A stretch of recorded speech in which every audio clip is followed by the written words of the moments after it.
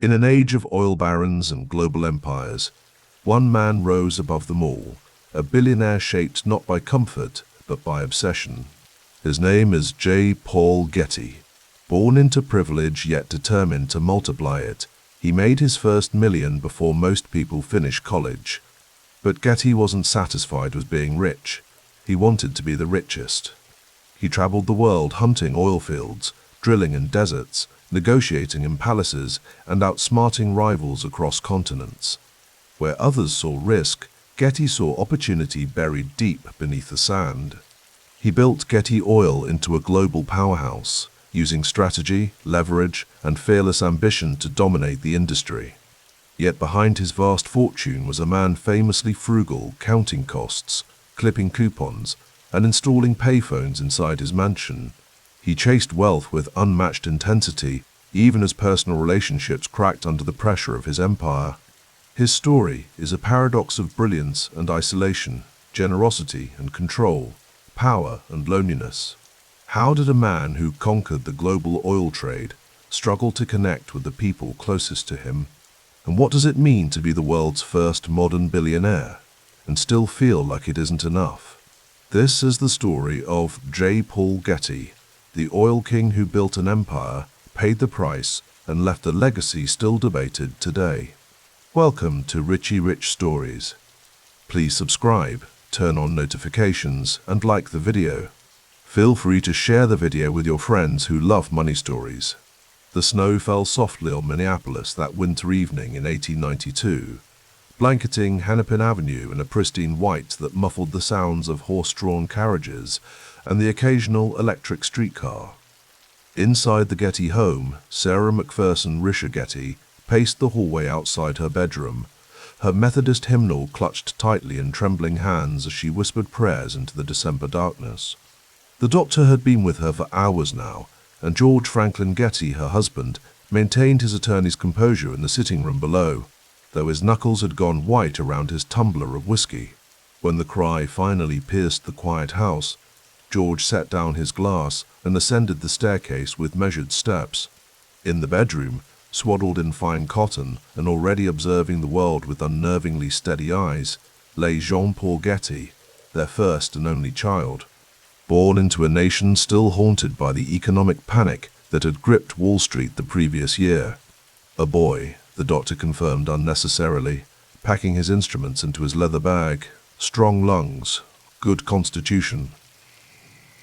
George nodded, his expression betraying little emotion, though something flickered behind his eyes, calculation perhaps, or the first tentative roots of ambition for this unexpected heir.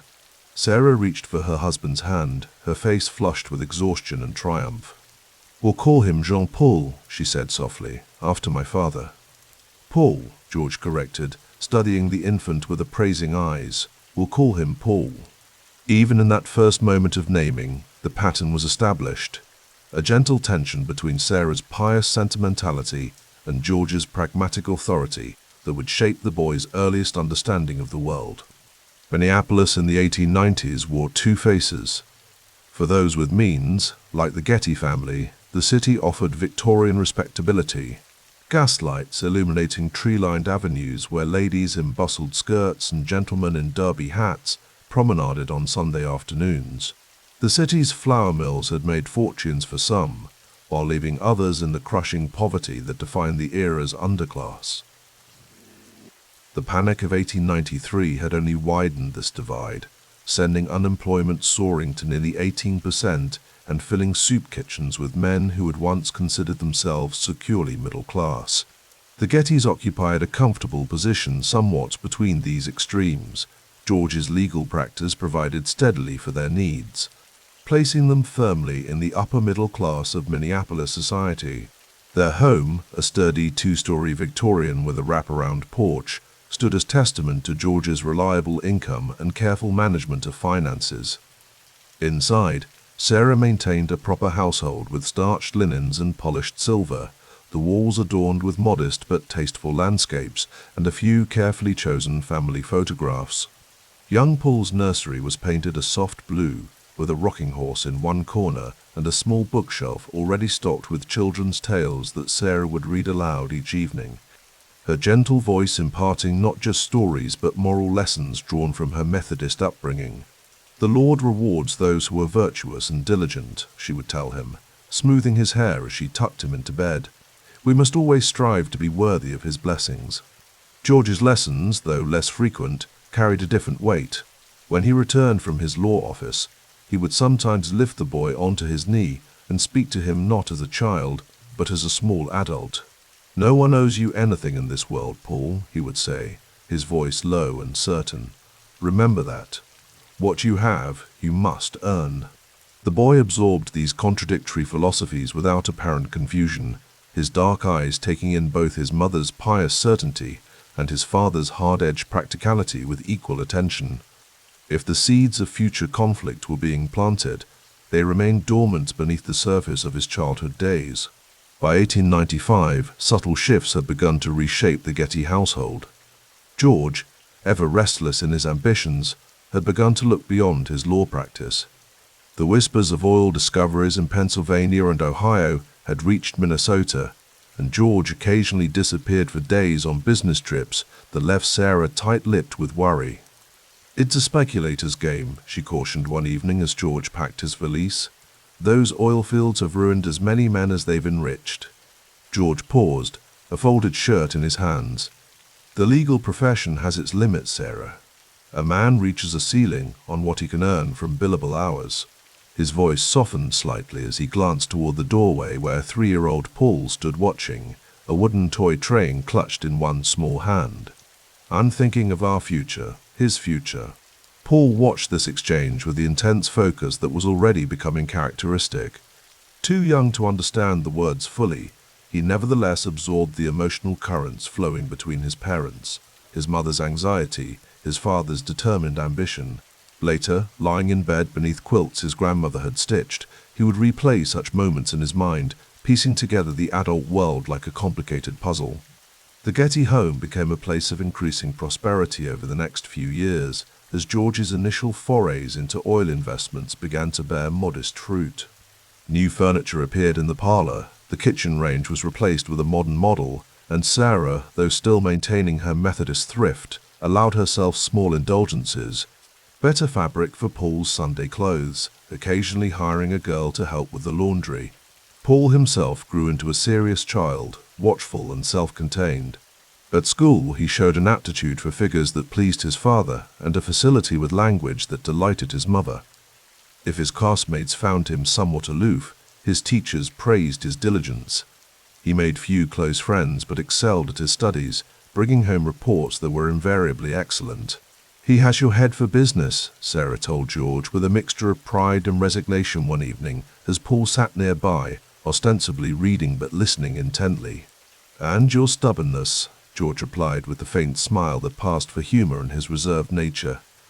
The turning point came in 1899. Paul, now 6 years old, sat at the dining room table while his father spread maps across the polished mahogany surface. Outside, the Minneapolis winter howled against the windows, but inside the room was warm, lit by the golden glow of gas lamps. "Oklahoma Territory," George said, his finger tracing a particular region. "That's where the next boom will be. I can feel it." Sarah stood in the doorway, her face a careful mask. "It's so far, George, and still wild country, from what I hear." "Wild, yes, but that's where the opportunity lies." George looked up, meeting his wife's worried gaze. "I've put together a syndicate. We've secured leases on several promising parcels." Paul, watching from his chair, saw his mother's hands tighten on her apron, saw his father's shoulders square with determination. The tension in the room was palpable, a living thing that seemed to breathe between the adults. "And what of us?" Sarah finally asked. "What of Paul's schooling?" "For now, nothing changes," George assured her. "I'll travel when necessary. Eventually, if things develop as I expect." He let the thought hang unfinished in the air. Paul understood even then that his father was embarking on something momentous, something that might reshape their lives entirely. That night, unable to sleep, he crept from his bed and returned to the dining room, where the map still lay unfurled. Standing on tiptoe, He studied the strange shapes and names, trying to understand what his father saw there, the invisible promise of wealth beneath the earth. The year 1900 arrived with pageantry and reflection. Newspapers proclaimed the dawn of a new century, though pedants insisted the true centennial would not come until 1901. For the Gettys, however, the milestone that mattered most was more personal. George's Oklahoma investments were beginning to yield substantial returns. Their home now boasted electric lighting, replacing the gas fixtures that had illuminated Paul's early childhood. A telephone had been installed in George's study, its black receiver and candlestick design a source of fascination for the boy, who would sometimes lift it when alone, listening to the strange hum of connection before carefully replacing it in its cradle. Paul's 9th birthday brought a significant gift, a small desk of his own, placed in the corner of his bedroom and equipped with an inkwell, proper stationery, and the fountain pen that George presented with unusual ceremony. A man should have a place for his correspondence and calculations, George told him, placing a hand on his shoulder. I expect you'll make good use of this. That same winter, George began taking Paul on occasional visits to his law office, introducing the boy to the serious-faced men who came seeking legal counsel. Paul observed these interactions with keen attention, noting how his father's manner shifted subtly from client to client, firm with some, gently persuasive with others, always in control of the conversation. Watch how they negotiate, George advised him quietly as they walked home one evening, their breath forming clouds in the cold Minnesota air. Most men reveal their positions too early. They speak to fill silence, and in doing so, surrender advantage. Paul nodded, filing away this wisdom alongside the other lessons his father had begun to impart with increasing frequency: observations on human nature, principles of commerce, the importance of self-reliance. These teachings stood in stark contrast to the Sunday school parables his mother favored, with their emphasis on charity and spiritual wealth. The summer of 1902 brought the most significant change yet. George's Oklahoma investments had flourished beyond even his careful projections. The oil fields were producing steadily, and his share in the syndicate had multiplied his initial stake several times over. I've made a decision, he announced one evening at dinner. Sarah set down her fork, her expression wary. Paul, now 9 and increasingly attuned to the subtleties of adult conversation, straightened in his chair. The Oklahoma fields require more direct management than I can provide from here, George continued. We'll be relocating west, not to Oklahoma itself, but to Los Angeles. I've already begun looking into suitable properties. Sarah's hand trembled slightly as she reached for her water glass. Los Angeles, but it's so frontier. What of our church community? What of Paul's education? Los Angeles is growing rapidly, George countered. It has good schools, cultural opportunities, and the climate is far superior to these Minnesota winters. He glanced at Paul. What do you think, son? Would you like to see the Pacific Ocean? Put on the spot, Paul considered his response carefully, aware that his parents were watching him with different expectations. I would like to see how oil derricks work, he finally offered. A diplomatic answer that brought a small smile to his father's face and a resigned sigh from his mother. In the weeks that followed, the Getty home became a whirlwind of activity. Furniture was sorted, some to be shipped west, some to be sold. Sarah's cherished piano would make the journey, but many of the heavier pieces would be replaced upon arrival. Paul was permitted to select which books and toys would accompany them, his first significant exercise in determining value and priority. During this time of upheaval, George was often absent, making arrangements in California and tending to his Oklahoma interests. Left to manage the household transition, Sarah found unexpected strength in her practical Methodist upbringing, organizing the move with efficiency despite her misgivings. It was during these final Minnesota months that Paul took his first independent economic action, a small venture that would later feature in family stories and eventually in the mythology that surrounded his name. With the neighborhood in flux as the Gettys prepared to depart, Paul noticed an opportunity. Several families on their street had canceled their newspaper deliveries in anticipation of summer travel. Approaching the local newsagent, Paul negotiated to take over these routes temporarily delivering papers in the early mornings before school. "What do you need money for?" Sarah asked, surprised to find him counting pennies at his desk one evening. "Your father provides everything you need." Paul looked up, his young face serious beneath his carefully combed hair. "Father says no one owes you anything in this world," he replied. "I want to see if he's right." Sarah studied her son with a mixture of concern and pride. At not quite 10 years old, he was already showing signs of the man he might become. Observant, self-contained, with an instinct for opportunity that echoed his father's but seemed somehow more innate, less learned. "Just don't neglect your studies," she finally said, touching his hair lightly before leaving him to his calculations. On their final Sunday in Minneapolis, the Getty family attended services at their Methodist church one last time. The congregation, many of whom had known Paul since infancy, wished them well on their journey west. Several older women embraced Sarah with genuine tears, while George accepted handshakes from business associates with his customary reserve. Paul stood slightly apart, observing the social rituals with detachment. His newspaper earnings were folded neatly in an envelope inside his jacket pocket, not spent, not mentioned to his father, but saved.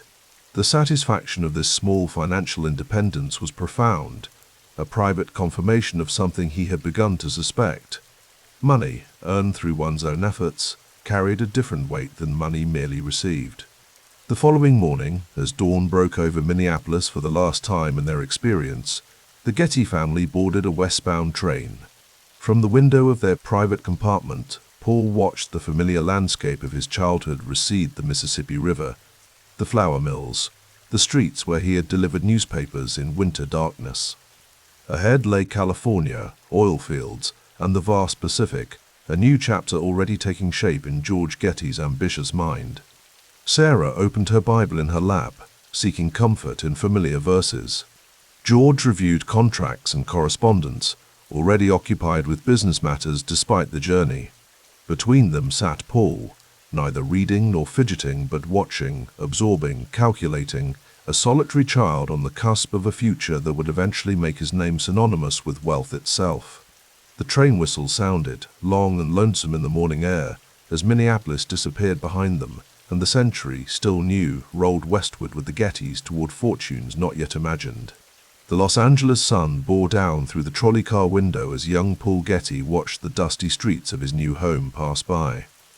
It was 1903, and at 11 years old, he'd already developed the habit of observation, noticing things others missed. Oil derricks punctuated the landscape like strange mechanical trees, some belching black smoke, others pumping steadily in their perpetual bow to the earth. "Paul, sit properly," his mother, Sarah Catherine, admonished gently. "We'll be meeting your father's associates shortly." The trolley car slowed with a metallic groan, and Paul straightened his jacket, adjusting the stiff collar that dug into his neck. Los Angeles was nothing like Minneapolis. Everything here smelled of possibility, ambition, and the faint petroleum scent that clung to the growing city like an invisible fog. His father, George Getty, had moved them west to be closer to the emerging oil business. The Pacific coast was alive with speculation and fortune hunting, and George, with his lawyer's mind and increasing interest in petroleum, intended to be part of it. "This city will be unrecognizable in 10 years, George told Paul as they walked along Spring Street, where men in pressed linen suits and women in corseted silhouettes moved purposefully beneath the California sun. "Watch carefully, son. Fortunes aren't accidents. They're built by men who see patterns before others do." Paul nodded, though at 11 his attention drifted between his father's lessons and the exotic newness of Los Angeles, a city where orange groves stood within view of oil fields, where trolleys connected neighborhoods that barely existed a decade earlier. By 1909, Paul had grown into a thoughtful young man of 17. His bedroom shelves in their Los Angeles home reflected his dual interests. Volumes on petroleum geology and drilling techniques sat alongside classical texts and language primers. He had developed a methodical approach to learning that would serve him throughout his life. "I've decided to attend the University of Southern California," he announced one evening at dinner. His father looked up from his newspaper.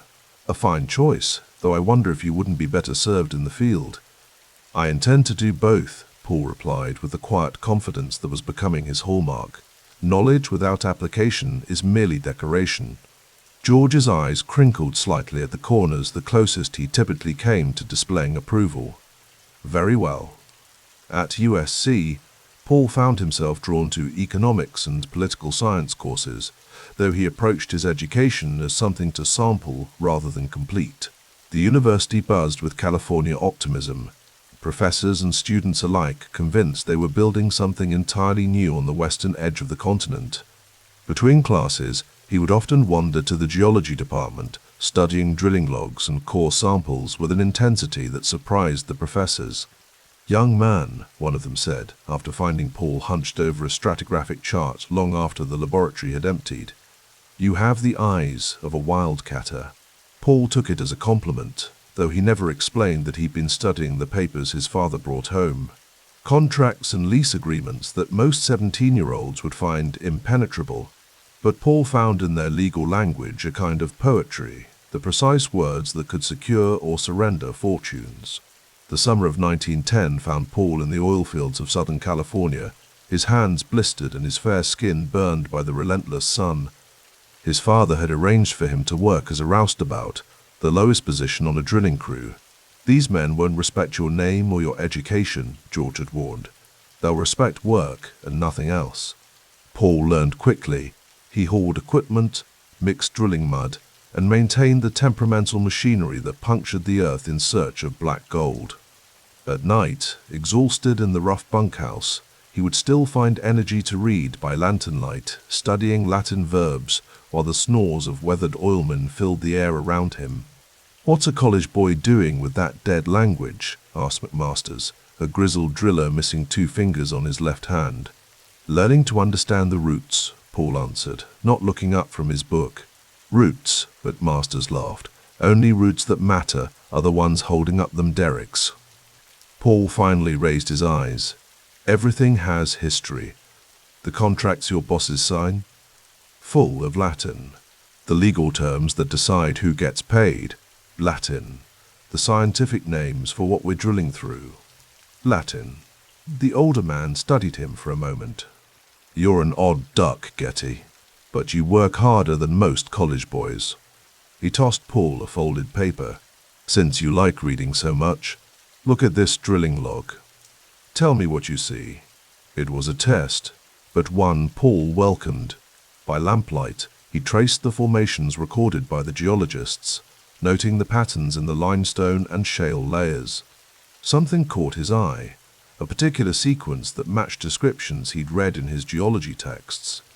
"There's a potential trap formation here," he said, pointing to a specific depth. "If I were betting, I'd say you'll hit a pocket just below it." McMasters raised an eyebrow. "That's exactly what the company geologist said yesterday. Took him 4 years of school to figure that out." He reclaimed the paper with a newfound respect. "You've got an eye, Getty. Don't waste it memorizing dead words." But Paul knew it wasn't an either-or proposition. In his mind, the classical education and practical knowledge formed 2 sides of the same coin, a completeness of understanding that few men possessed. "Berkeley has excellent programs in economics," Paul explained to his father in 1911. "Different perspectives from USC." At 19, he had completed 2 years at USC without taking a degree, his restless intellect seeking new challenges.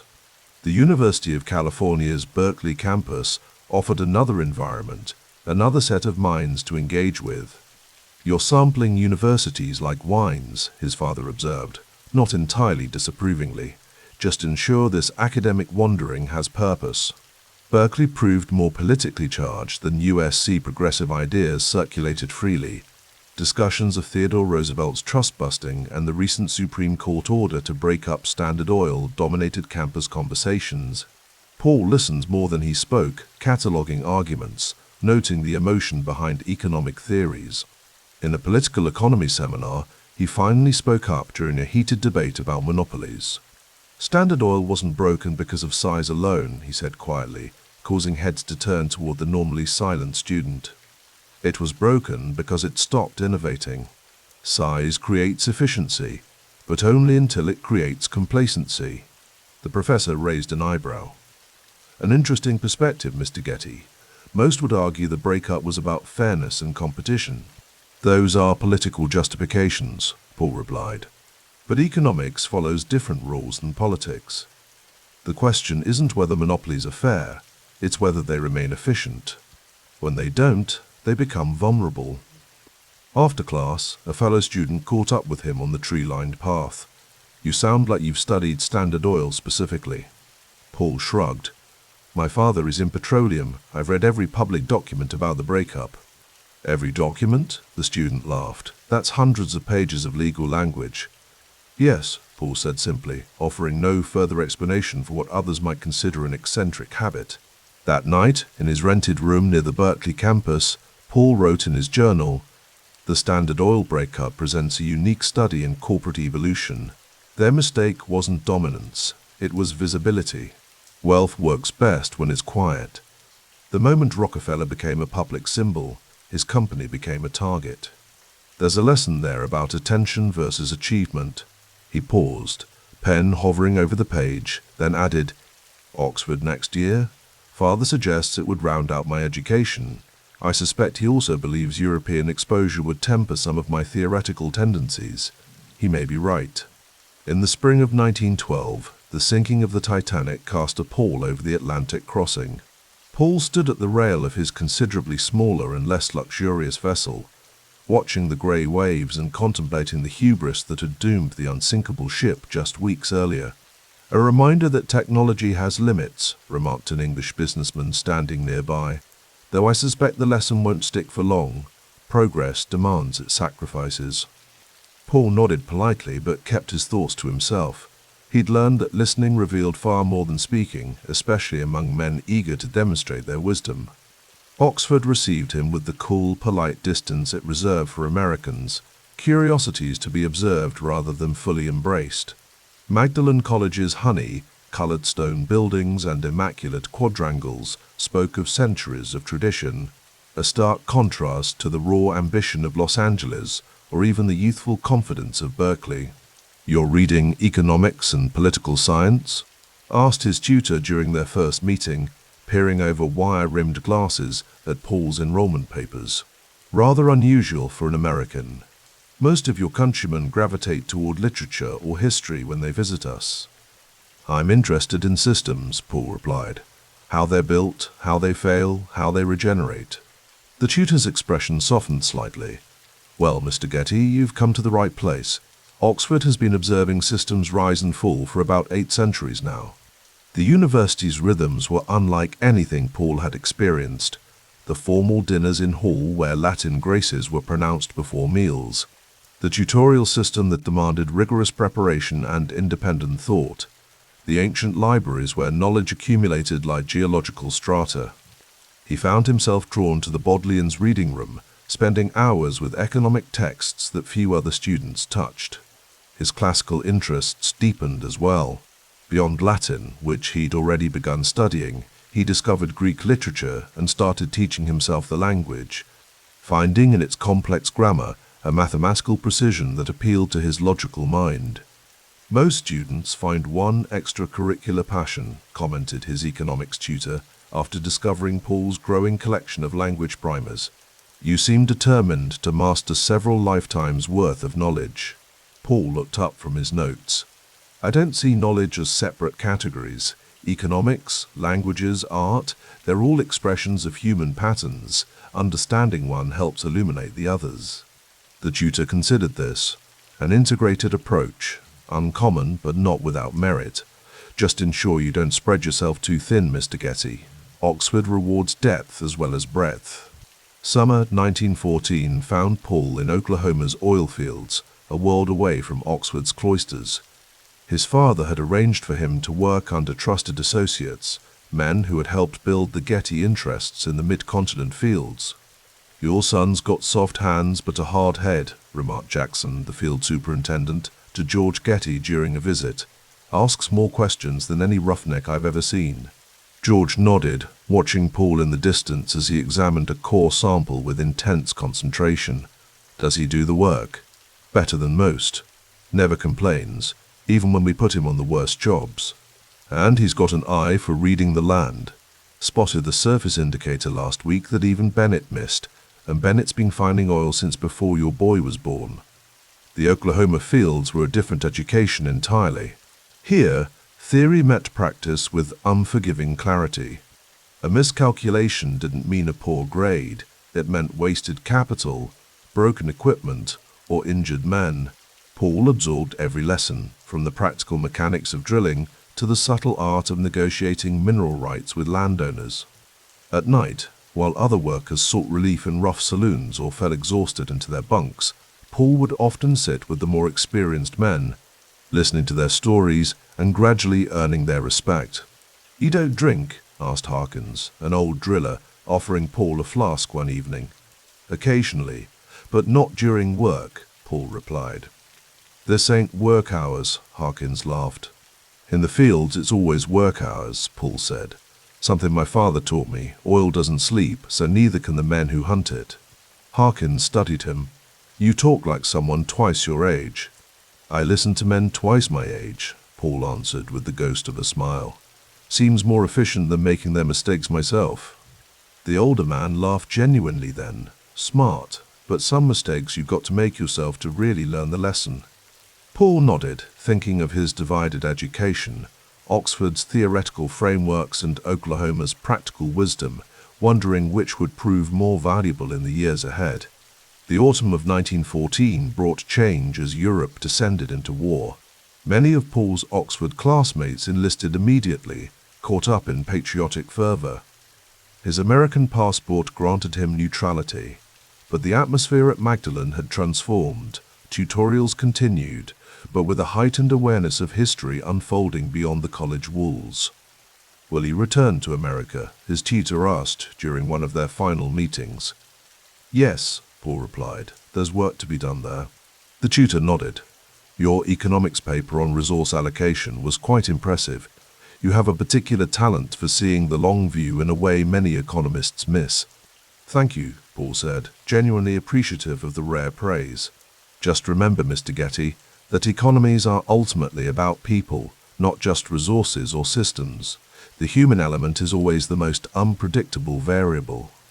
It was advice that would stay with him, though its full significance would only become apparent with time.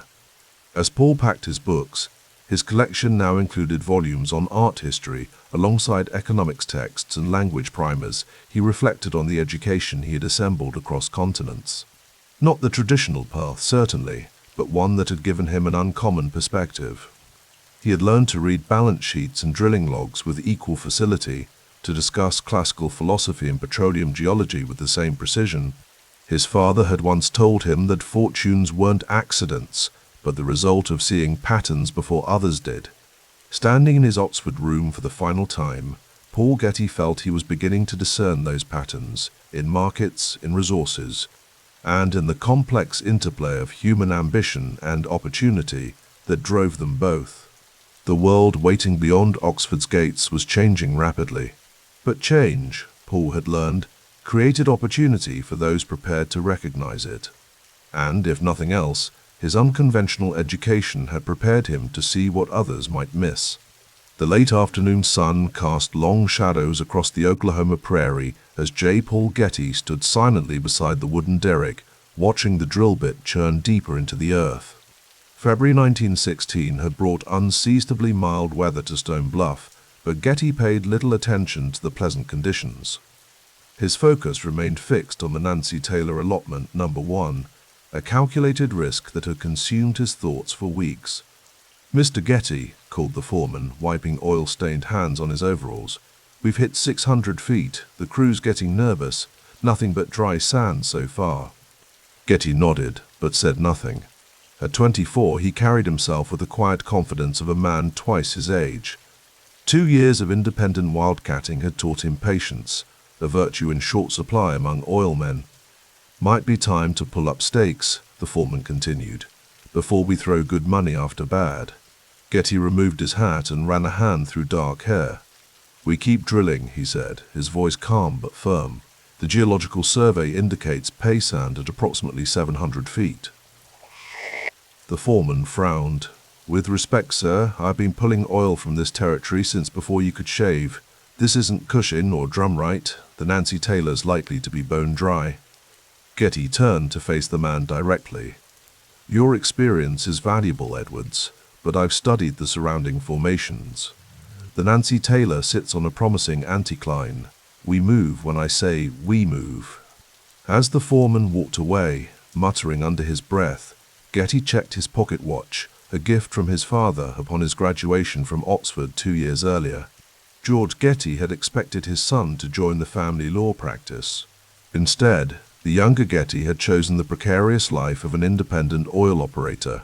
Rise early, work hard, strike oil, Getty whispered to himself, a mantra that had begun to shape his days.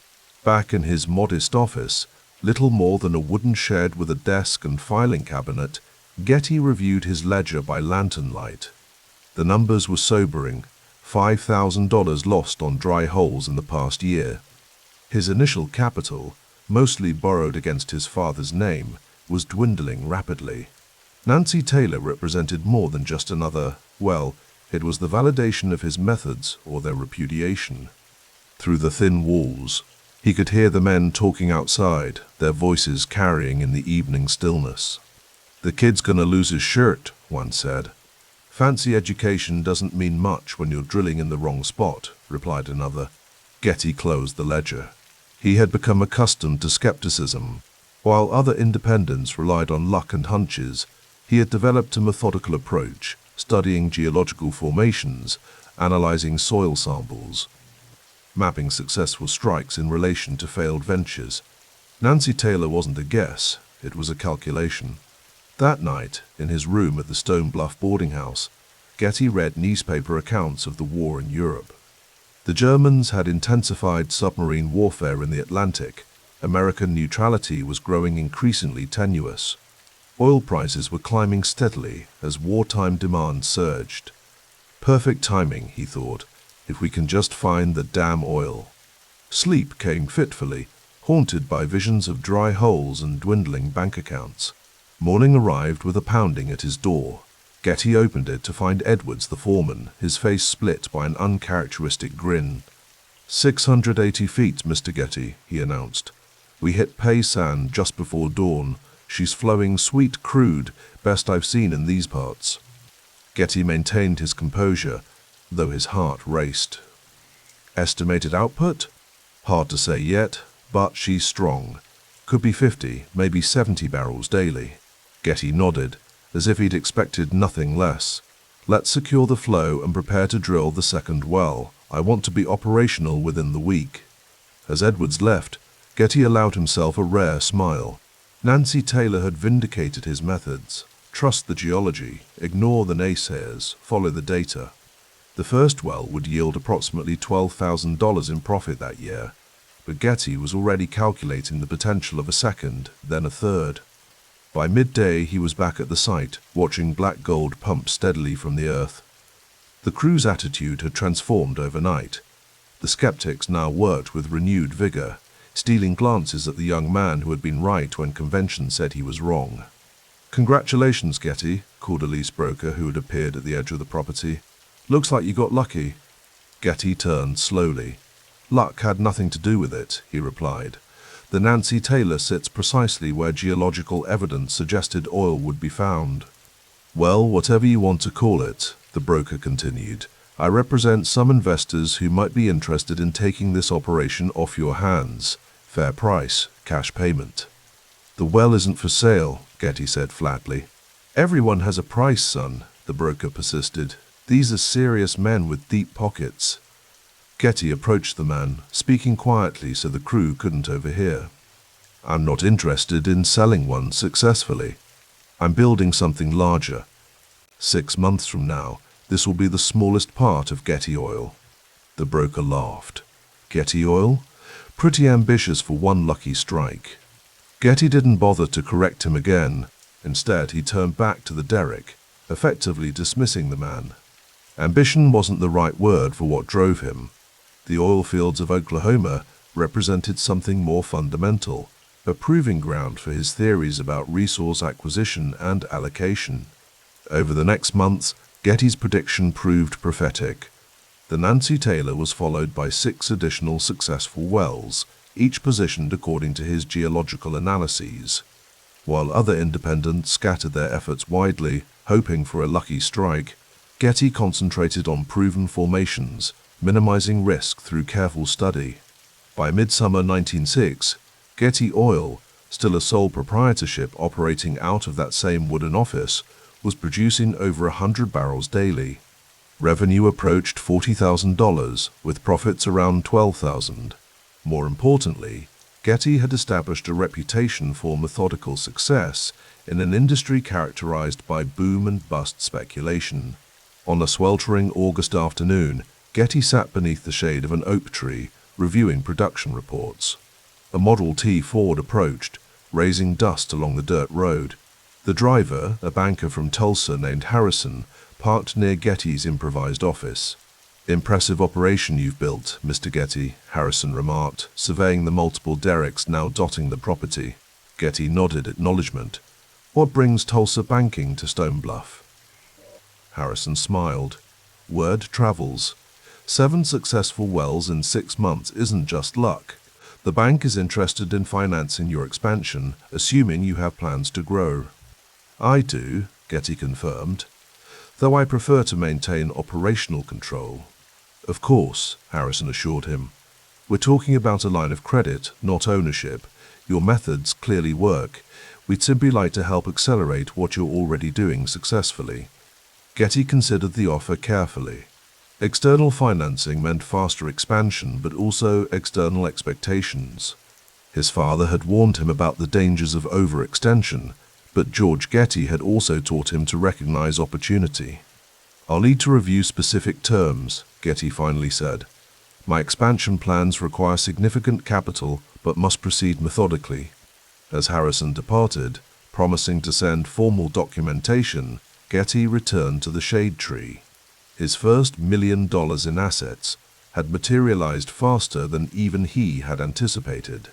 The achievement felt less like triumph and more like validation of process evidence that disciplined analysis yielded predictable results.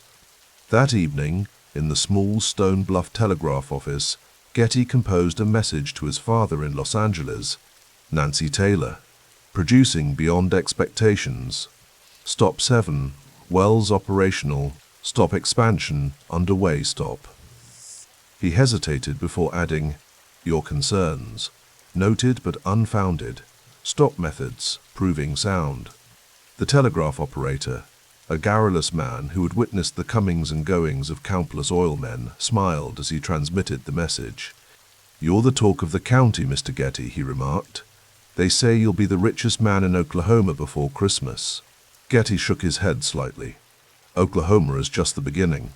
Later, in his boarding house room, Getty spread maps across his bed, marking potential drilling sites for the coming months. The phonograph in the common room downstairs played ragtime that drifted through the floorboards. Men's voices rose and fell, discussing the war in Europe, the price of crude, the fortunes made and lost on Oklahoma soil. Getty barely noticed the background noise. His mind was already calculating the next sequence of wells, the optimal deployment of capital, the geological formations most likely to yield maximum return, while others celebrated or commiserated over glasses of bootleg whiskey. Getty plotted his expansion with the precision of a chess master. A knock at his door interrupted his concentration. Edwards, the foreman who had once doubted the Nancy Taylor's potential, stood in the hallway. "Sorry to disturb you, Mr. Getty, but there's a situation at Well 3, pressures fluctuating strangely." Getty immediately reached for his coat. "Has production decreased?" "Not yet, but the gauges are behaving erratically. Could be nothing, could be the beginning of a problem." 20 minutes later, Getty stood beside Well 3, examining pressure readings while roughnecks adjusted valves. The night air carried the distinctive smell of crude oil mixed with prairie dust. "Stabilizing now," Edwards noted, as the needle on the pressure gauge steadied. "False alarm, I suppose." Getty shook his head. "No such thing as a false alarm in this business. Have the equipment checked thoroughly tomorrow. Small problems become catastrophes when ignored." As he walked back toward his car, Getty paused to survey his small empire. 7 derricks stood silhouetted against the star-filled Oklahoma sky, each representing not just profit but confirmation. That uncertainty could be tamed through rigorous analysis and unflinching discipline. Rise early, work hard, strike oil, he repeated softly to himself. The phrase had begun as a simple reminder, but was evolving into something more profound, a distillation of his philosophy. Rising early meant perpetual vigilance, staying ahead of markets and competitors. Working hard wasn't just physical labor but intellectual rigor, the relentless pursuit of better information. And striking oil wasn't luck, but the predictable outcome of the first 2 principles properly applied. By October 1916, Getty Oil's production had increased to nearly 200 barrels daily. Getty himself had transitioned from active field operator to strategic planner, though he still visited each well daily, inspecting equipment and questioning crew members about even minor variations in performance. "You don't need to micromanage every valve adjustment," Edwards commented one morning as Getty examined production logs. "That's what you hire foremen for." Getty looked up from the paperwork. "I'm not checking your work, Edwards. I'm gathering data. Every well has its own personality, its own patterns. Understanding those patterns helps predict future behavior."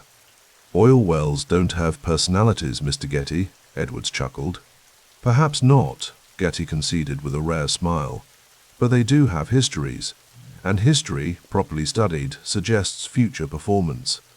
As 1916 drew to a close, Getty found himself approaching a milestone he had scarcely imagined possible when he began wildcatting 2 years earlier. His combined assets, the producing wells, equipment, and accumulated capital, now approached $1 million. At 24, he had achieved what most men spent lifetimes pursuing. In December, Getty returned briefly to Los Angeles, meeting his father at the family home in the rapidly developing city. George Getty, now in his 60s, had initially disapproved of his son's venture into the oil fields, but couldn't argue with the results. "Your mother worries about you," the elder Getty remarked as they sat in his study. "Oklahoma isn't exactly civilization." "The oil doesn't care about civilization," Paul replied. "It flows where geology dictates, not where it's convenient." George nodded, studying his son with a mixture of pride and concern. "And now that you've proven your point, $1 million before your 25th birthday is statement enough, I should think." "It's not about proving points," Paul said quietly, "or even about the money itself. It's about building something that functions precisely as designed." "An admirable perspective," George conceded, "though I suspect most men would be content with what you've already accomplished." Paul smiled faintly. "I'm not most men." As 1916 yielded to 1917, J. Paul Getty stood at the threshold of a new phase. The independent wildcatter had become a successful operator. The Nancy Taylor allotment, once a speculative venture, now anchored a growing enterprise. The methodology that had guided his early decisions, rigorous analysis, geological discipline, operational efficiency had crystallized into a business philosophy that would define not just an oil company, but an approach to wealth creation itself. The world around him continued its tumultuous course. Europe remained locked in devastating conflict. America's neutrality grew increasingly tenuous. In Oklahoma's oil fields, fortunes rose and fell with each new strike or dry hole. But amid the chaos and uncertainty, Getty had discovered something valuable beyond crude oil, a formula for turning calculation into capital, analysis into assets. Rise early, work hard, strike oil. The mantra that had begun as simple discipline had become something more profound, a philosophy that would guide him from Oklahoma's dusty fields to the pinnacles of global finance. The journey was just beginning, but its trajectory was already clear, mapped with the same precision Getty applied to geological surveys and production reports. The young man who had once risked his father's capital on the Nancy Taylor allotment now controlled assets of his own, accumulated not through inheritance or luck, but through the methodical application of intelligence to opportunity. Oklahoma had been his proving ground. The world would be his field of operation. The amber light of a Los Angeles sunset spilled through the windows of the Ambassador Hotel's main dining room, gilding the silverware and catching the crystal glasses that populated the white linen tables. J. Paul Getty, 26 years old and already a millionaire, leaned back in his chair, observing the scene with a detached amusement. He was hosting yet another dinner party, his third that week, and the champagne flowed as freely as the oil that had made his fortune. "To retirement," announced one of his companions, raising a glass. "May we all be so lucky to achieve it before 30. Getty smiled thinly, lifting his glass in acknowledgement. The word retirement felt strange on his tongue. In 1917, with $1 million secured from his Oklahoma oil ventures, he had decided he'd earned his rest. Why continue the chase when he'd already caught his quarry? The ambitious roughneck who had once worked 16-hour days in the fields seemed a distant memory now. $1 million should last several lifetimes, he remarked, his voice carrying the easy confidence of youth. A waiter appeared at his elbow. "Another bottle, Mr. Getty?" Of course. He didn't bother to look at the price. Later that evening, Getty strolled through the hotel lobby, nodding to familiar faces. The Ambassador hadn't officially opened yet, that would come in 1921, but the well-connected already treated it as the center of Los Angeles society. Oilmen mingled with the early Hollywood set, creating a peculiar alchemy of new money and celluloid dreams. In his suite, Getty loosened his tie and poured himself a nightcap. Through the window, he could see the distant silhouettes of oil derricks against the night sky, mechanical grasshoppers bowing their heads to the earth. Someone else's derricks now. He had walked away from that life, choosing instead the pleasant rhythms of leisure. The telephone rang. "Paul," came the voice of his father, George Getty, calling from San Francisco. "I received your telegram about your travel plans." "Yes," Paul replied. "I'm leaving for Europe next week. There are some art collections I want to see in Paris and Rome." A weighted silence stretched between them. "The war is still on, Paul. America just entered in April." "I'm well aware. But I have connections to secure passage. The fighting is far from Paris these days, and I'll avoid the danger zones." Another pause. "And the business? What of the leases in Texas?" Paul sighed, rubbing his temple. "I've told you, Father, I'm retired. I've made my fortune. Let others chase the next well." "You're 26 years old," his father said, his tone flat with disappointment. "This isn't retirement, it's abdication." After hanging up, Getty stood by the window for a long time. His father didn't understand. What was the point of wealth if not to enjoy it? Why accumulate more when what he had could already purchase anything he desired? The following month found Getty aboard a steamer bound for Europe, his first-class cabin stocked with books on Renaissance art and several bottles of fine cognac. Despite the war, transport could still be arranged for those with means. The Atlantic crossing was tense, German U-boats remained a threat, but Getty found himself more excited than concerned. Europe was a revelation, even in wartime. In Paris, he wandered through galleries and private collections, developing an eye for antiquities that would shape his later collecting. He dined in restaurants where wartime rationing seemed not to exist for those who could pay. He attended salons where conversation flowed from art to politics to philosophy, and where his status as a young American millionaire made him an object of fascination. "You must understand, Monsieur Getty," said an elderly art dealer one afternoon as they examined a Roman bust, "collecting is not merely acquisition. It is preservation. It is a continuity across centuries." "Continuity," Getty repeated, the word resonating with unexpected depth.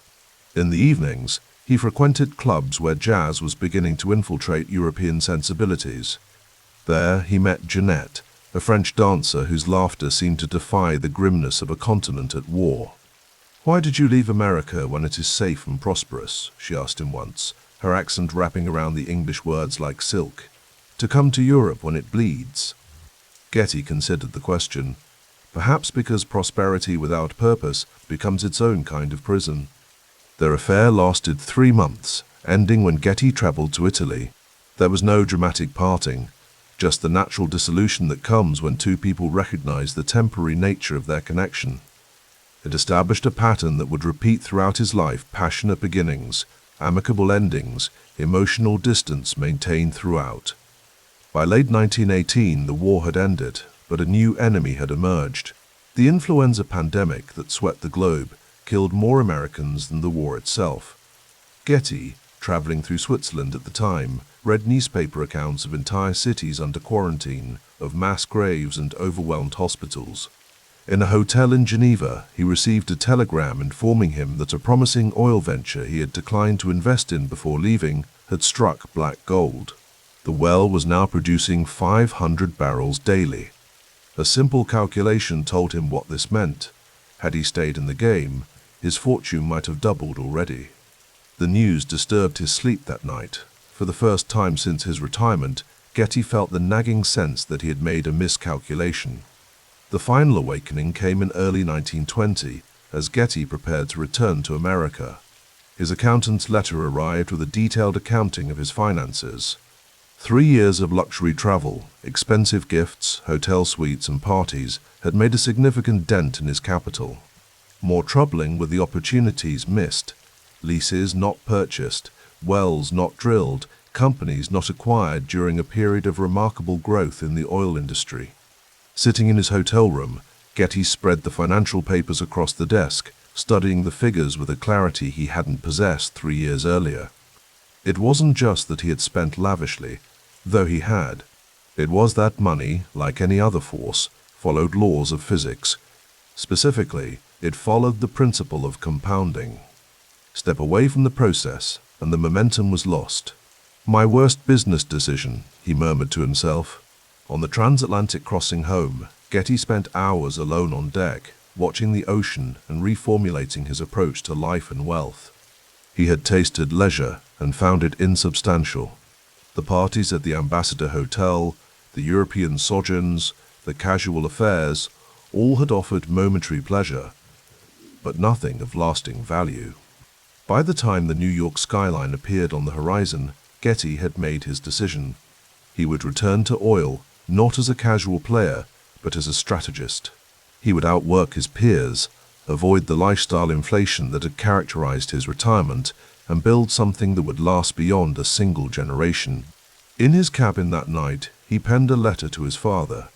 "I am returning to the business with lessons learned and ambitions renewed. These past 3 years have taught me what wealth is not. Now I intend to discover what it truly can be." He sealed the envelope, then opened his journal to record a maxim he would repeat to himself and to younger strivers for decades to come: don't retire at 24. 2 weeks later, Getty sat in a Spartan office in Los Angeles, maps of potential oil fields spread across a simple desk.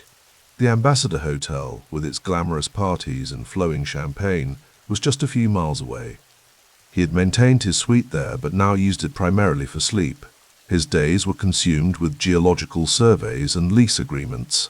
A knock at the door interrupted his study. A young secretary entered, looking uncertain. "Mr. Getty, there's a woman here to see you. She says you'll remember her from the Ambassador, Mrs. Henderson." Getty nodded, recalling the widow of an oil man who had been a regular at his parties. "Show her in." Mrs. Henderson entered wearing an elegant day dress and an expectant smile. "Paul, darling, you've become quite the recluse. We miss you at the Ambassador." "I've been occupied with new ventures," he replied, not rising from his desk. "So I've heard." She glanced around the plain office. "Though one would never guess your success from these accommodations, the Paul Getty I knew appreciated beautiful surroundings." "The Paul Getty you knew was making a costly mistake," he said, his tone not unkind but firm. "Beauty has its place, but not at the expense of substance." Her smile faltered slightly. "Well, we're having a little gathering tonight. The Crawfords are in from New York, and there's a new starlet everyone's talking about. You really should join us." Getty considered the invitation, feeling the pull of his former life, the easy camaraderie, the admiring glances, the comfortable insularity of wealth speaking to wealth. Then he looked down at the maps before him, at the potential future they represented. "Thank you, but I have work to finish," he said. "Perhaps another time." After she left, Getty returned to his maps. but his mind briefly wandered to the art he had seen in Europe.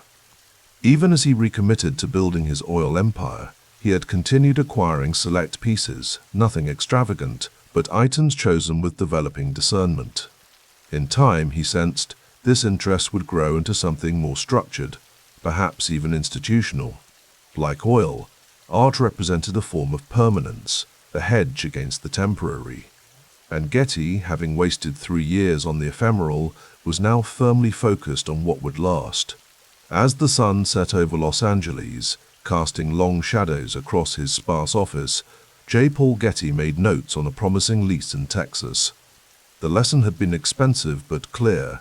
Wealth was not a destination but a process, not a trophy but a tool.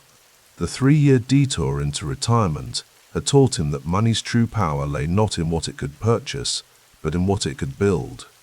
Outside, the city was changing, shedding the last vestiges of frontier rawness and embracing its future as a metropolis. Prohibition had just taken effect, though it would do little to stem the flow of alcohol among the wealthy. Women had finally secured the right to vote. The Spanish flu was receding, leaving a nation both traumatized and eager to embrace the hedonism that would define the coming decade. Getty, however, had already experienced his moment of excess. While others were about to roar into the 20s, he was quietly laying the groundwork for an empire that would eventually dwarf his early $1 million fortune. The playboy had become the strategist, the spender had become the builder. That night, as he walked past the Ambassador Hotel on his way home, Getty paused to look at the illuminated windows where another party was in full swing. For a brief moment, he felt a pang of something like nostalgia. Then he continued walking, his mind already turning to tomorrow's work, his step purposeful in the gathering darkness. The light in the small hotel suite was thin, filtered through the gauzy curtains of the Biltmore in Los Angeles, where J. Paul Getty preferred to conduct his business. He sat at a modest desk, a sheaf of papers spread before him, holding a geological survey report to the afternoon light. Every line, every paragraph, he studied them all with the intensity of a scholar examining an ancient manuscript. It was 1921, and Getty was beginning again. The millionaire who had retired at 24 had returned to the oil business with something to prove, perhaps to his father, perhaps to himself. The intervening years had been costly lessons in the swift erosion of unattended wealth. He had drifted through the Ambassador Hotel, through European travels, through a succession of parties and liaisons. Now, at 29, with the post-war recession grinding across America, he sat alone, rebuilding. "Mr. Getty?" His secretary rapped gently at the door. "The bankruptcy auction listings you requested from Oklahoma and Texas." Getty nodded, eyes never leaving the geological report. "Leave them there," he said, gesturing to the corner of his desk, "and hold my calls for the next hour." The woman quietly closed the door, leaving Getty in the hush of the suite, a space that functioned as both residence and headquarters. He had developed a particular aversion to corporate offices, those monuments to bureaucracy with their mahogany panels and oak-lined boardrooms. A hotel suite served his purposes, anonymous, efficient, free of pretension. He reached for the bankruptcy listings.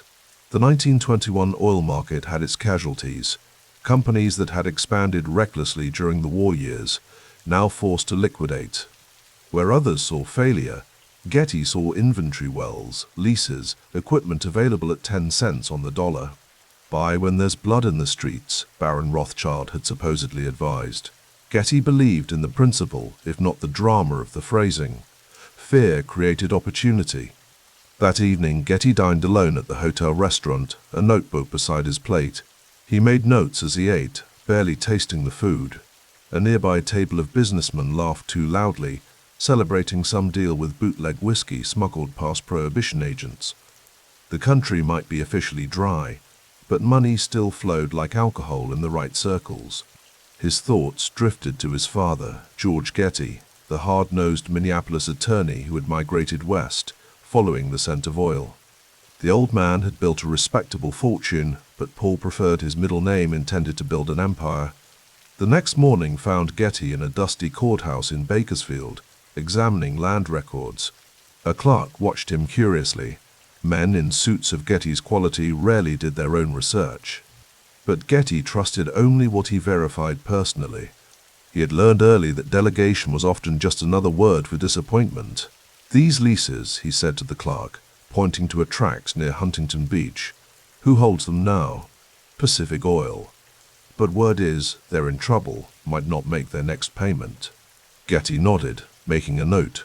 Pacific Oil had overextended, borrowing against anticipated production that hadn't materialized. Their geological assessment had been flawed, too optimistic by half. He had studied their core samples himself, in defiance of their corporate geologists. Back at the Biltmore that evening, Getty sat on his balcony, watching the lights of Los Angeles flicker below. The air was cool, carrying the scent of eucalyptus. In the distance, the beacon of a new motion picture premiere swept the sky. Hollywood was booming, the movie palaces filled nightly with Americans eager to escape into celluloid dreams. Getty had no interest in such diversions. His imagination was occupied with a different kind of vision, a map of America's hidden reservoirs, the geological structures beneath Oklahoma, Texas, California. Where others saw barren fields, he saw potential fortunes trapped in porous rock. The telephone rang. He let it ring twice before answering. "Getty here. Getty here. Paul, it's Howard. The Pacific Oil situation, it's worse than we thought. They're willing to sell those Huntington Beach leases at 40% under market." "Offer them 30% of market value," Getty replied, his voice calm. "And tell them we'll only take the western parcels. The eastern section is played out."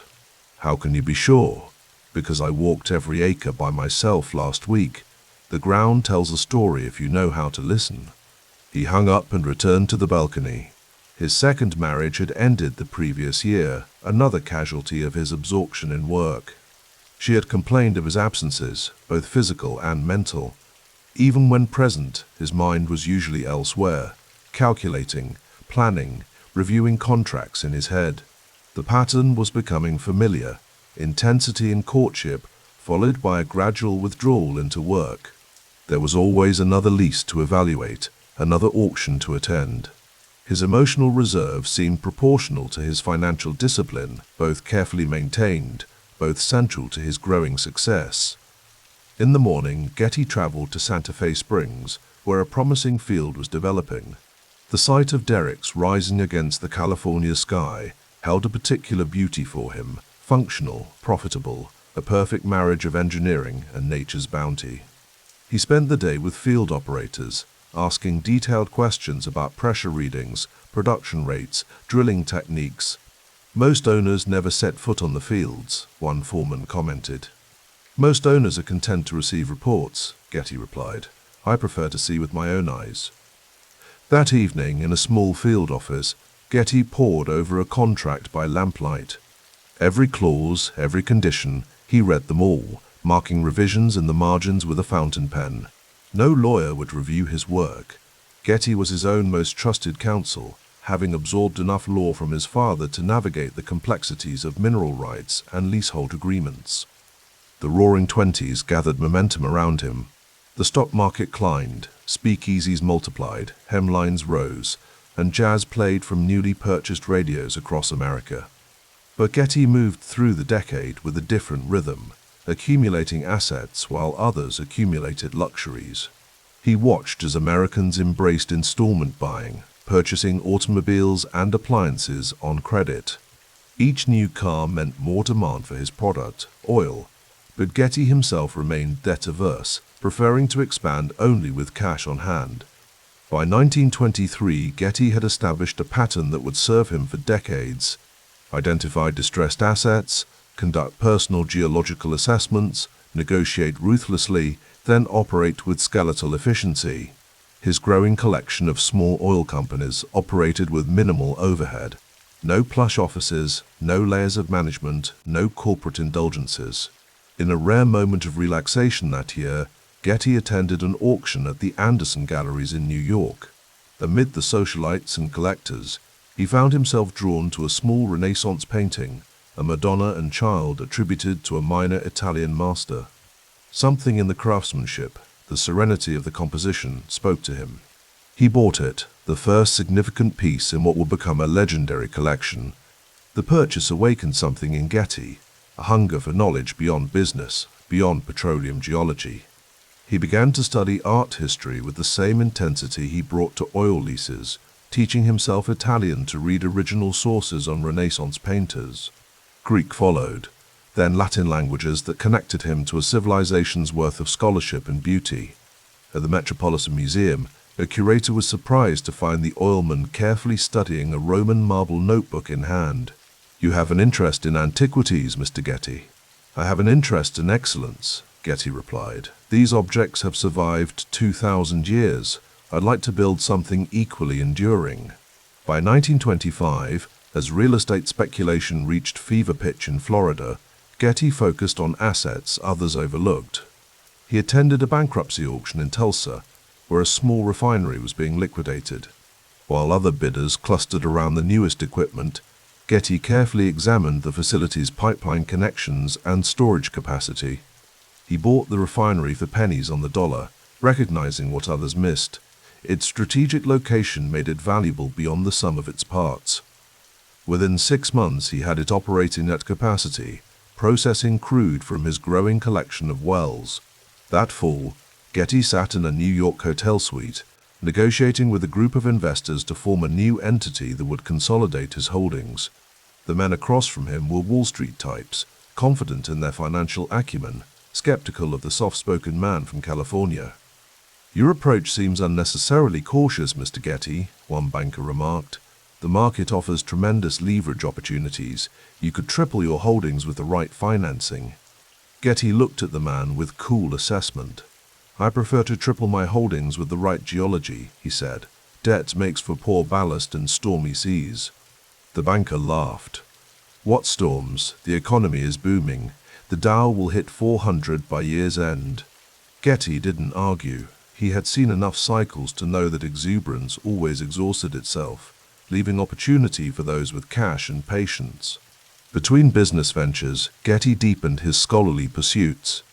In his suite at the Ambassador Hotel in Los Angeles, books on Renaissance art and classical languages shared space with geological surveys and production reports.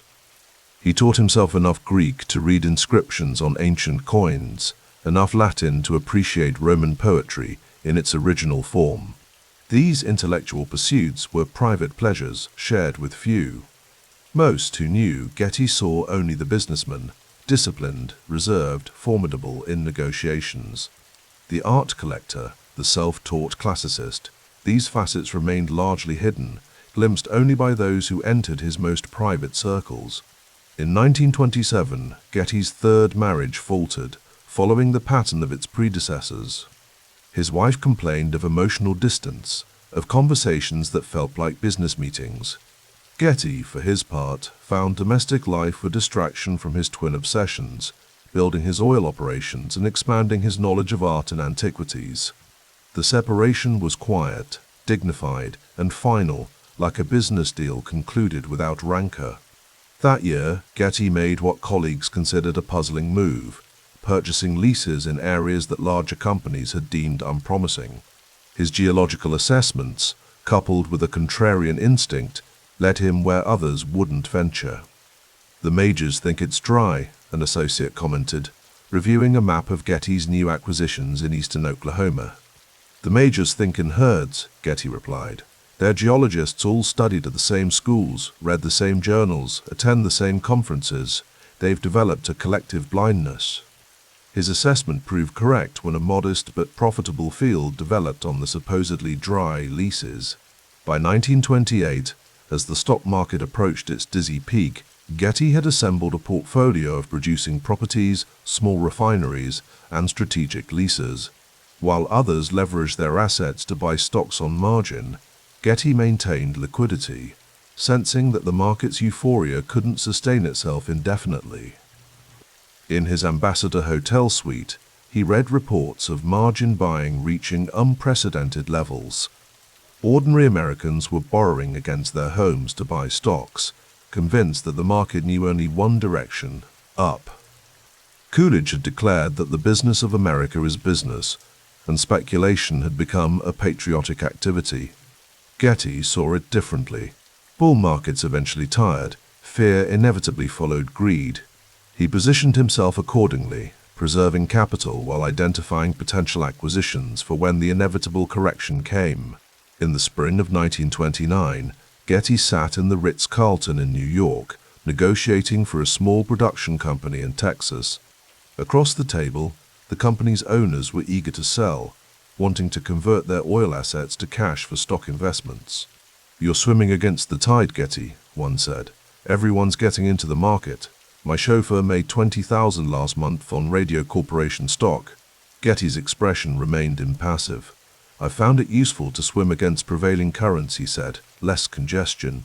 The men laughed, but took his money, significantly less than they had initially asked, but cash in hand.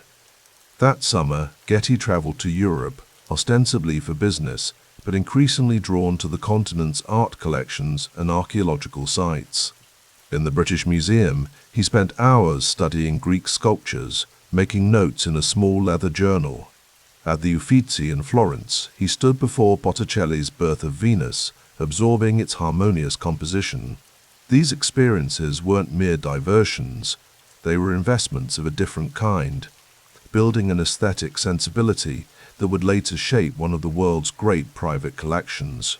Returning to America in September 1929, Getty noted subtle signs of strain in the market. Stock prices wobbled, then recovered. Margin calls increased. Economists debated whether a correction was imminent or if the prosperity would continue indefinitely. In his hotel suite, Getty reviewed his holdings and liquid reserves. He had positioned himself carefully over the preceding years: minimal debt, strategic assets, and significant cash reserves. If the market continued upward, his oil properties would appreciate. If it faltered, he would be positioned to acquire distressed assets at favorable prices. Either way, Getty was prepared. His business philosophy had coalesced into a coherent approach: buy quality assets at distressed prices, operate with relentless efficiency, and maintain reserves for opportunities that arose in downturns. On October 24, 1929, the first tremors of the Great Crash rippled through Wall Street. Getty, reading the early reports in his Los Angeles hotel suite, felt neither panic nor surprise. The market's fall merely confirmed what he had long suspected, that much of the decade's prosperity had been built on speculation rather than substance. As others watched their paper fortunes evaporate, Getty made quiet preparations. The crash would create opportunities for those with cash and courage. Fields would be sold, companies liquidated, leases abandoned. The oil would remain in the ground, waiting for someone with the resources and patience to extract it. J. Paul Getty would be that someone. The closing months of 1929 found Getty where he had spent much of the decade, in hotel suites and field offices, studying reports, walking prospective sites, reading contracts line by line. The crash had altered the economic landscape, but his methods remained unchanged: personal assessment, disciplined analysis, and a willingness to act when others hesitated. As the decade ended and the Depression loomed, Getty stood at the threshold of his greatest period of acquisition. The habits formed in the 1920s, the field visits, the contract scrutiny, the lean operations, had prepared him for the opportunities that economic disaster would create. His emotional reserve, so costly in personal relationships, proved invaluable in business, allowing him to act dispassionately when others panicked. The Roaring Twenties had set the stage. The Depression would provide the opportunity. J. Paul Getty, with his characteristic patience and contrarian vision, was ready for both. The afternoon sun cast long shadows across the mahogany desk where J. Paul Getty sat alone, studying financial reports with the intensity of a scholar examining ancient texts. Outside the window of his modest office, Los Angeles in 1930 seemed unnaturally quiet, as if the city itself were holding its breath. The stock market crash the previous October had sent shockwaves through the nation, but few could have predicted how deeply the aftershocks would continue to reverberate. Paul closed the folder before him and rubbed his temples. His father, George Getty, lay dying across town. The doctors had been clear. It was only a matter of days. The weight of what was coming settled across his shoulders, not just grief, but responsibility. The telephone's ring shattered his contemplation. "Mr. Getty," his secretary's voice carried a tremor. "The hospital called. They say you should come quickly." Paul found his father conscious but failing, the once robust oil pioneer now shrunken against white hospital sheets. Sarah Getty, his mother, sat beside the bed, her Methodist stoicism barely containing her sorrow. George's eyes, still sharp beneath heavy brows, fixed on his son as Paul entered. "Sit," George rasped, gesturing weakly. Paul obeyed, leaning forward to hear his father's labored words. "You'll take over everything," George said, not a question but a statement of fact. "The company, the assets, all of it." "Yes, father. Don't just preserve it," George continued, his voice finding momentary strength. "Build it 10 times over. Be smarter than the others. Be meaner when necessary." Paul nodded, the instructions etching themselves into his mind. Not sentimentality or affection in these final hours, just the hard, cold blueprint for empire. Later, when recounting this moment, Paul would describe it as a charge, a mandate passed from father to son. "I will," he promised. George seemed satisfied, his eyes closing. He died 3 days later. The funeral proceeded with appropriate dignity, but Paul felt oddly detached throughout. While his mother accepted condolences, he found his mind already calculating, strategizing. By the winter of 1930, with his father's will executed, Paul Getty became president of George Getty Incorporated and trustee of the family's considerable assets. Valued around $10 million, a fortune even before the Depression, now magnified by the scarcity surrounding it. Sarah watched her son with quiet concern as he sat at what had been George's desk in their home study one evening that December. "You work too much," she observed, pacing a cup of tea beside his ledgers. "There's much to do," Paul replied without looking up. "The market hasn't bottomed yet. The panic's creating opportunities." "Your father wanted you to build, not exhaust yourself." Paul finally glanced up. "Father wanted me to be smarter than others. Right now that means seeing what they're too frightened to see." What Paul saw was opportunity in catastrophe.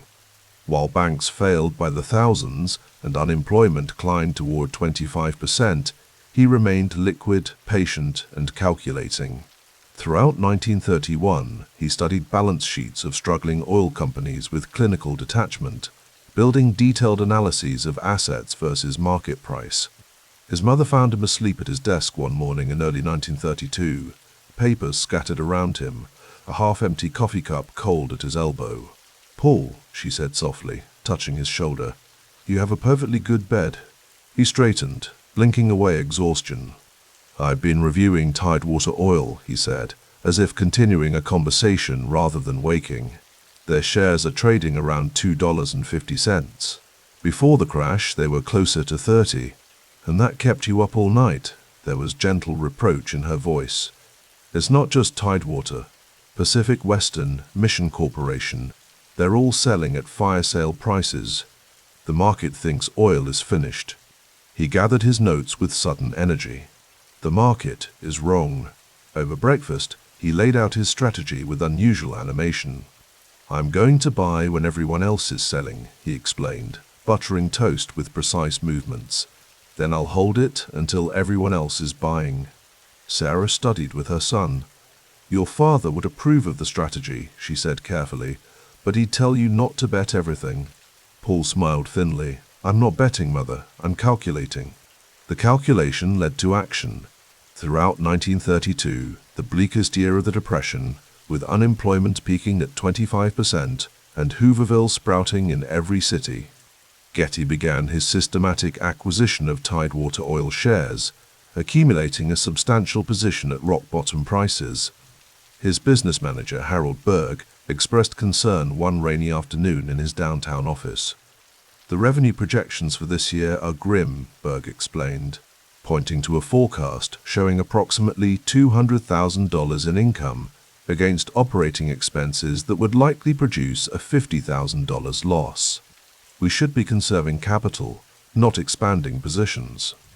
Paul leaned back in his chair, remarkably calm for a man reviewing negative numbers.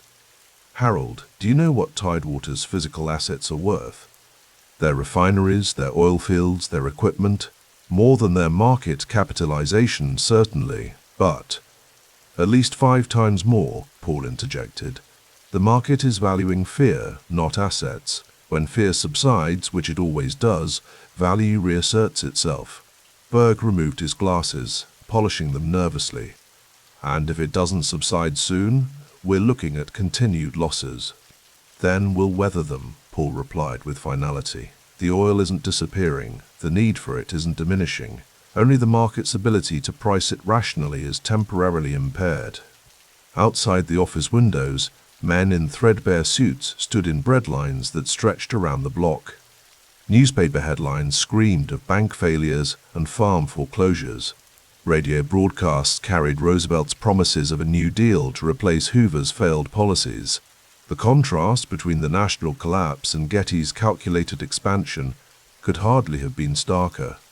Throughout 1933, as Roosevelt declared a bank holiday and launched his alphabet agencies, the CCC, WPA, AAA, Getty continued his methodical acquisitions. He expanded his stakes in Pacific Western Oil and Mission Corporation, always buying when shares hit new lows, always calculating the gap between panic pricing and underlying asset value. His approach remained analytical rather than emotional, focused on long-term wealth creation rather than short-term income. The Getty Oil enterprise recorded modest losses in 1932, but began to stabilize in 1933 as Roosevelt's program slowly restored some measure of confidence to the battered economy. In the spring of 1934, Paul invited his attorney, Norris Bradbury, to his home to discuss a new structure for the family holdings. The corporate tax changes under the New Deal require adaptation, Paul explained, spreading documents across the library table. I'm establishing the Sarah C. Getty Trust. Bradbury reviewed the proposal with professional interest, naming your mother as the grantor.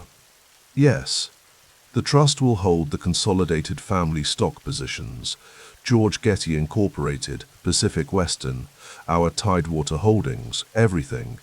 I'll serve as trustee, and my sons will be the beneficiaries, giving you complete operational control while securing the inheritance, Bradbury observed, and minimizing tax exposure, Paul added. The structure allows us to continue expanding without unnecessary leakage. Bradbury hesitated, then asked, have you discussed the terms with your sons? They're still young, Paul replied dismissively. This is about securing their future, not consulting their present preferences. The architecture of the Sarah C. Getty Trust, formalized in late 1934, would prove both brilliant and problematic, a tax-efficient vehicle for growth that centralized control in Paul's hands, while creating seeds of future family conflicts that would take decades to fully manifest. Sarah signed the trust documents in Paul's study, the scratch of pen on paper seeming unnaturally loud in the quiet room. You sure this is best? She asked as she completed her signature. It protects everything, Paul assured her. For you, for the boys, for the future of what father built. She studied her son's handsome, controlled, increasingly remote. Your father wanted you to build, yes, but he also wanted you to live, Paul. He smiled faintly. I am living, just differently than most. By the close of 1934, Getty's contrarian strategy was beginning to show early validation. Tidewater shares, purchased around $2.50 during the depths of the panic, had already begun to climb toward what would eventually reach $23 by 1937. His stakes in Pacific Western and Mission Corporation similarly appreciated as the market gradually regained its footing. On a rare evening off, Paul hosted a small dinner party at his home. The conversation inevitably turned to business and the cautious national recovery. They're calling it the New Deal, remarked William Randolph, a banker who had survived the collapse. But plenty of businesses aren't sure if the dealer is honest. Politics changes, needs don't, Paul replied, swirling brandy in a crystal glass. Oil powered the last era of growth. It will power the next. "You seem remarkably confident for a man who spent the worst years buying while everyone else sold," Randolph observed. Paul allowed himself a small smile. "That's precisely why I'm confident. Buy when everyone else is selling, hold until everyone else is buying. It's not complicated, it's just difficult to execute when fear becomes contagious." "And you're immune to fear?" asked Helen Cutting, a friend of his mother's. Paul considered this more seriously than the light dinner conversation might have warranted. "Not immune," he finally said. "Just inoculated by research. Fear is emotional, value is mathematical. I prefer mathematics." Later that night, after his guests had departed, Paul stood at the window of his study, looking out at the Los Angeles night. The city lights seemed fewer and dimmer than they had been before the crash, but they still shone. The metaphor wasn't lost on him, diminished but persistent illumination. On his desk lay the latest financial statements from his growing empire. The worst was over. 1934 had brought modest profits, and 1935 promised more. The holdings accumulated during the darkest years. Pacific Western, Tidewater, Mission were already appreciating toward their intrinsic value. The Sarah C. Getty Trust was in place, securing both control and succession. His father's deathbed charge, to multiply the inheritance tenfold, to be smarter and, when necessary, meaner than competitors, echoed in his mind. 4 years into that mandate, the foundation was solid, the direction clear. The depression that had broken so many had instead become the forge in which Getty's contrarian philosophy had been tempered. He turned from the window, switching off the study lamp. In the sudden darkness, the outline of his father's portrait seemed to watch him from the wall, silent, judging, perhaps approving of the son who had taken his final instructions, not as eulogy, but as blueprint. The morning fog rolled across the Los Angeles basin, wrapping the oil derricks in a spectral shroud. J. Paul Getty stood at the window of his sparsely furnished office, watching the mist dance between the skeletal towers. The year was 1935, and while the country still struggled in the grip of depression, Getty's mind was occupied with expansion, consolidation, and the subtle art of patience. "Mr. Getty," his secretary announced from the doorway, "Mr. Bramlett is here to see you." Getty turned, his lean face composed in that characteristic mask of calm calculation. "Send him in, Miss Hawkins." Norris Bramlett entered carrying a leather portfolio, his measured stride that of a man who understood the value of precision. Getty had come to rely on Bramlett's legal expertise, particularly regarding the complex trust structures that would protect his growing empire. "Good morning, Paul," Bramlett said, settling into the chair opposite Getty's desk. "I've reviewed the trust documents as requested." Getty nodded, returning to his seat. The office was deliberately austere, no mahogany paneling or leather chairs like those that filled the executive floors of Standard Oil. Just the essentials, a solid desk, good light, and a telephone. "And?" Getty prompted. "The structure is sound," Bramlett confirmed, opening his portfolio. "But I'd made some adjustments to strengthen the tax position, particularly with respect to the new acquisitions." As Bramlett outlined his recommendations, Getty listened with the focused attention that characterized all his business dealings. Outside, the morning fog was burning away, revealing the industrial landscape that was transforming under the pressure of global events. "Europe's situation concerns me," Getty remarked after they had finished with the trust documents. "Hitler remilitarized the Rhineland this spring. The continent is inching toward conflict." Bramlett nodded gravely.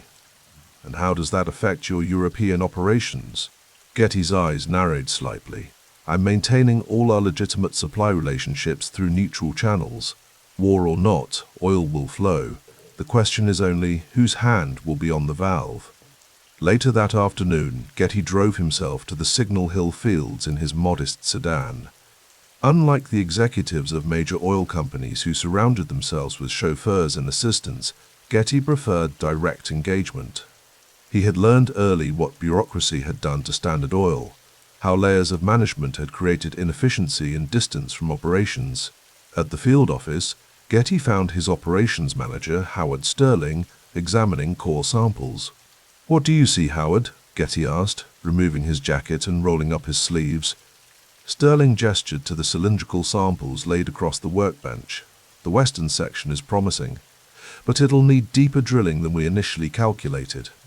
Getty picked up one of the samples, turning it in the light, feeling its weight and composition. Other oil executives might trust reports and summaries. Getty insisted on seeing the evidence himself, touching it, understanding it viscerally. Proceed with the western section, he decided, but keep the operation lean, no unnecessary expenses. Sterling nodded, unsurprised. Getty's insistence on operational efficiency was legendary. While the Standard Oil descendants of what industry insiders now called the Seven Sisters operated with layers of management and corporate ritual, Getty Oil maintained an almost ascetic approach to business expenditure. The Roosevelt recession of 1937 struck the economy like an unexpected gust, sending markets tumbling and unemployment rising again. For Getty, however, economic downturns represented opportunity rather than calamity. At his desk, one grey morning in November 1937, he reviewed reports of struggling independent oil producers. "Miss Hawkins," he called to his secretary, "arrange a meeting with the owners of Smithfield Oil. Their North Texas properties are undervalued in this market." She appeared in the doorway, notepad in hand. "Yes, Mr. Getty," and Mr. Bernard Berenson's telegram arrived from Italy. Getty's expression softened slightly. His relationship with Berenson, the renowned art expert, had become increasingly important as Getty's interest in fine art deepened. While oil still comprised approximately 85% of his assets, with real estate accounting for another 10%, Getty had begun allocating roughly 5% toward art acquisition, a diversification strategy that brought both financial and personal satisfaction. The telegram contained Berenson's assessment of a Renaissance painting Getty had been considering. "Buy only the best," Berenson advised, a phrase that had become something of a mantra between them. "This piece has questionable provenance. Wait for better." Getty nodded to himself. Patience in acquisition, whether of oil leases or artwork, was a virtue he had cultivated through decades of business practice. That evening, as he dined alone in his modest home, Getty listened to radio reports of labor unrest. The 1937 Memorial Day massacre in Chicago, where police had fired on striking steel workers, killing 10, still cast a shadow over industrial relations. The Wagner Act had empowered unions, creating the new dynamic in American business that Getty watched with careful attention. When the telephone rang, Getty answered it himself. "Paul," came the familiar voice of William Skelly, a fellow independent oil producer. "Have you seen the latest move by Standard? They're pressuring the Texas Railroad Commission on production quotas." Getty listened as Skelly outlined the cartel's latest political maneuver. The Seven Sisters, the companies formed from the breakup of Standard Oil, wielded enormous influence in Washington and in state regulatory bodies. For independents like Getty and Skelly, this presented a constant competitive challenge. "They won't succeed," Getty replied, his voice betraying none of the calculation behind his words. "Public sentiment is against monopolistic practices. Roosevelt's administration is even more so." After hanging up, Getty moved to his study where a small Rembrandt hung above the fireplace, one of his early acquisitions under Berenson's guidance. The painting's subtle play of light and shadow seemed to mirror Getty's own strategic thinking, finding value in overlooked corners, understanding that the apparent and the real were rarely identical. By 1939, Europe's descent into conflict had accelerated dramatically. Hitler had annexed Austria, swallowed Czechoslovakia, and in September invaded Poland. Britain and France declared war, though America maintained its official neutrality. In his Los Angeles office, Getty studied reports from his European operations with intense concentration. The declaration of war had complicated business relationships, but Getty had anticipated the deterioration and established alternative supply chains through neutral countries. "Mr. Getty," his secretary announced, "Mr. Norris Bramlett and Mr. Howard Sterling are here for the quarterly review." The men entered, carrying financial statements and production reports. Sterling, looking troubled, spoke first. European operations are maintaining production, but transportation has become problematic. The U-boat threat in the Atlantic is disrupting shipping lanes. Getty nodded. We'll route through neutral ports where necessary. What about domestic production? The discussion continued through the morning, with Getty absorbing details that others might have delegated. His granular understanding of operations remained a competitive advantage. When they turned to financial matters, Bramlett presented the quarterly statements. Overall position remains strong, he noted. Your asset allocation continues at roughly 85% oil equity, 10% real estate, and 5% art. Though I still question whether art represents the best use of capital. Getty allowed himself a small smile. The arts Norris serves multiple purposes. Not all returns can be measured on a quarterly statement. The bombing of Pearl Harbor in December 1941 ended America's official neutrality. As the nation mobilized for total war, Getty considered how to position his enterprise in the new reality. The government's need for fuel, lubricants, and other petroleum products would create unprecedented demand, but it would also bring increased regulation and scrutiny. In early 1942, Getty made what would later prove to be his worst investment decision of the decade. After reviewing manufacturing opportunities related to the war effort, he decided to invest $500,000 in Spartan Aircraft, a company producing training planes for military pilots. The government contracts seem secure, noted his financial advisor during the review meeting, and diversification into war production aligns with national priorities. Getty nodded, though something in his expression suggested reservation. Proceed with the investment, but maintain close oversight. We're oilmen first, manufacturers second. As America fully engaged in the war, the culture transformed.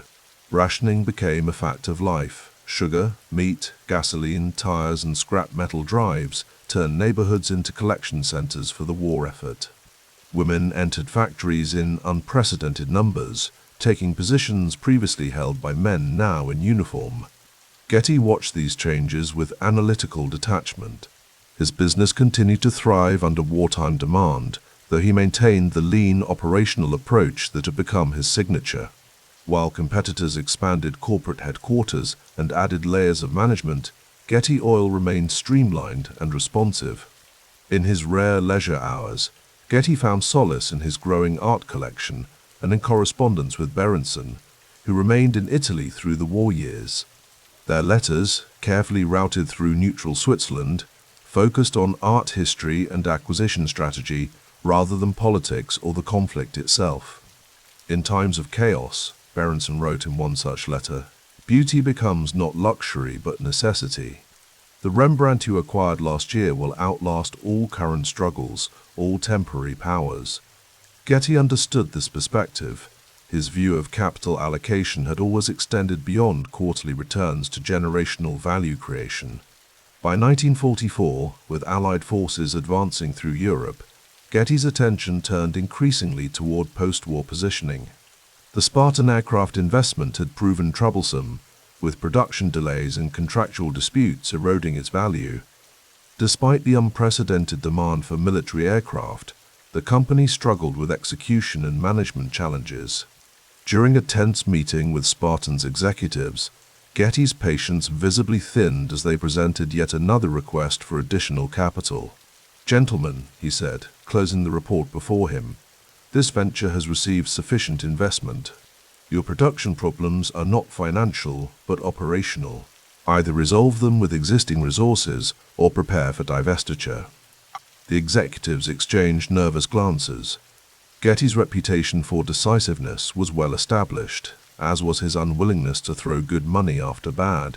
By 1946, Spartan Aircraft would be liquidated, representing a total loss of Getty's $500,000 investment, a humbling reminder that even wartime demand could not salvage poor execution. As 1945 approached, with victory in Europe increasingly certain, Getty intensified his planning for the post-war landscape. During a rare dinner with fellow independent producers at the Los Angeles Athletic Club, conversation turned to what peace might mean for the oil industry.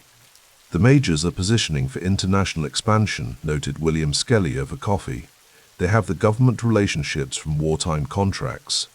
Getty nodded, his eyes revealing nothing of his own strategic calculations.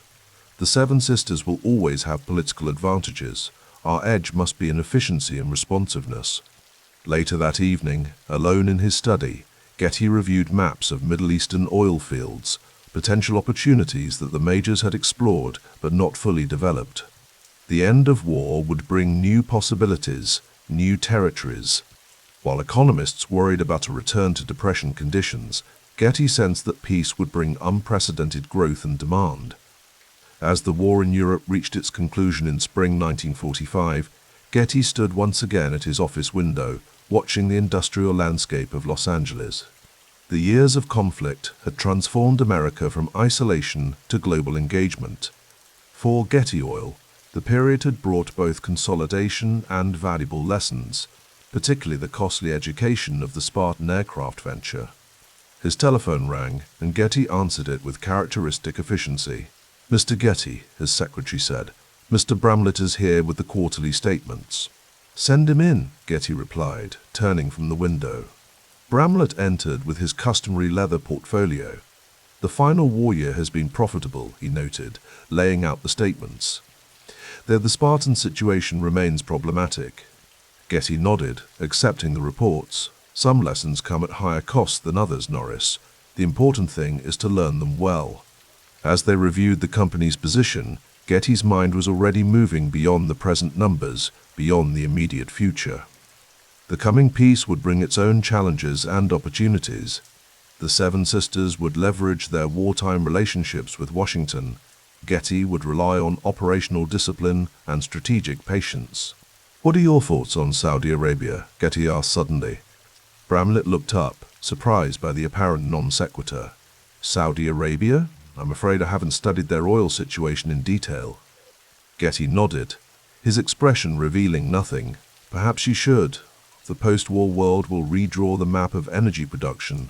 Those who see the pattern first will have an advantage." Outside, the California sunshine illuminated an industrial landscape that had been transformed by war production. Soon, those factories would return to civilian goods. Soon, 16 million Americans would return from military service. The world that had existed before Pearl Harbor was gone forever. For J. Paul Getty, who had navigated the troubled waters of depression and war with strategic precision, the coming peace represented not an ending, but a new beginning, a chance to apply the hard-learned lessons of the past decade to opportunities yet unrevealed. As always, his eyes were fixed not on what was, but on what would be, the neutral zone.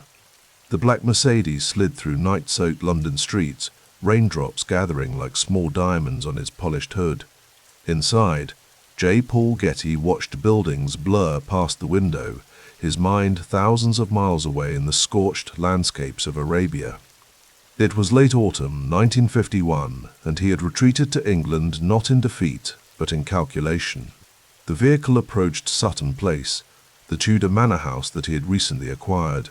Built in the 1520s by a courtier of Henry VIII, its honeyed stone walls had witnessed 4 centuries of power's quiet exchange. Now it belonged to him, a strategic purchase, an elegant base for a man who collected ancient properties with the same discernment he applied to oil leases and Renaissance paintings. "Sir, we've arrived," the driver announced, pulling onto the gravel drive. Getty stepped from the car, pausing to take in the silhouette of his new home against the charcoal sky. Rain tapped gently against his hat brim. He had not abandoned America, he remained a citizen. This was simply another piece positioned correctly on the board, a move that made financial sense, offered proximity to European art markets, and, most importantly, provided the perfect vantage point from which to direct his greatest gamble. Inside, the library awaited him. The room's oak paneling absorbed lamplight, creating pools of amber illumination among islands of shadow. Across the ornate carpet, core samples from Saudi Arabia lay spread like the bones of some ancient creature, each cylinder of rock telling its own geological story. For nearly 4 years, These samples had consumed $30 million of his fortune, with nothing to show but dust and disappointment. Getty moved between them, kneeling occasionally to examine layers of sediment. His geologists had insisted that oil must be there, somewhere beneath the neutral zone between Saudi Arabia and Kuwait, where he had secured drilling rights in 1949. The majors, Standard, Gulf, Shell had all passed on the concession. Too expensive at $9.5 million up front, plus the annual $1 million fee. Too generous with the 55% royalty to the Saudis. Too uncertain in its geology. They lack imagination, Getty murmured to himself, remembering the condescending smiles when he had committed to the terms. Or perhaps courage. He recalled the day in Riyadh, sitting across from King Saud in an opulent palace room, the air heavy with incense and expectation. The king had studied him with eyes that had seen empires rise and traders come and go. Getty had not approached as a supplicant or a colonial power, but as a businessman offering partnership. Something in that approach had resonated.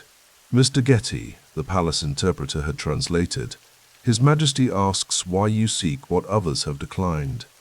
Getty had answered directly, "Because I believe what lies beneath the surface justifies the risk.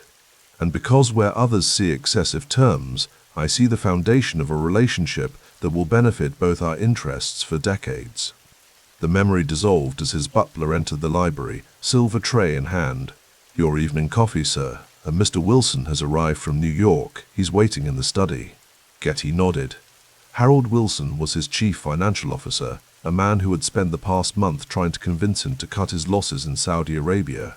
"Thank you, Adams. Tell him I'll be there shortly." Left alone again, Getty lifted a particular core sample, one taken from the deepest part of their most recent drill site. He ran his thumb over its surface, feeling the subtle variations in texture. Something about this sample troubled him. It seemed different from the others, suggesting they had stopped drilling too soon. In the study, Wilson stood examining a newly acquired Rembrandt, hands clasped behind his back. A thin man with wire-rimmed glasses, he turned when Getty entered, his expression grave. "Paul," he said, dispensing with formalities in private, "I've brought the full accounting you requested. The Saudi venture has now consumed nearly $30 million. The board is restless." Getty settled into a leather chair, gesturing for Wilson to do the same. "And what do you recommend, Harold?" "Cut our losses. We've drilled 7 dry wells. The geology isn't cooperating. We could redirect those resources to proven fields in Oklahoma and California. The company's stock would probably rise on the news." Getty smiled faintly. "And that's precisely why I moved the headquarters of my personal operations here to England, to escape that sort of quarterly thinking." Wilson sighed. "It's not quarterly thinking, Paul. It's mathematics. Every barrel from those dry holes costs us more than we could ever recover, even if oil was suddenly worth $5 instead of $1.80. "Perhaps," Getty replied, "but we're not drilling in the right places or deep enough." He leaned forward. "I spent this evening studying those core samples again. There's something about the formations that suggests we need to go deeper. At least another 1,000 feet. That's another $2 million, minimum. I'm aware of the cost." Wilson removed his glasses, pinching the bridge of his nose. "The board will fight you on this." "The board serves at my pleasure," Getty replied, his voice quiet but firm. "And I've drilled 50 dry holes in my career, Harold. I'm still here. Luck follows preparation." The next morning dawned grey over the English countryside. Getty took his breakfast in a small sitting room overlooking gardens where Tudor monarchs had once strolled. The Financial Times lay folded beside his plate, its headlines chronicling Britain's post-war struggles. Rationing remained in effect. The empire continued its painful contraction. Yet London still served as a crossroads of global finance and culture, a fitting headquarters for a man whose interests circled the globe. His secretary entered with a telegram. Getty opened it, reading quickly before setting it down with deliberate calm. "Please arrange a call to Riyadh for this afternoon," he instructed, "and I'll need to speak with the drilling superintendent at our Kuwait base by dinner." Alone again, Getty allowed himself a moment of doubt. The telegram contained the preliminary analysis of those deeper core samples he had insisted upon.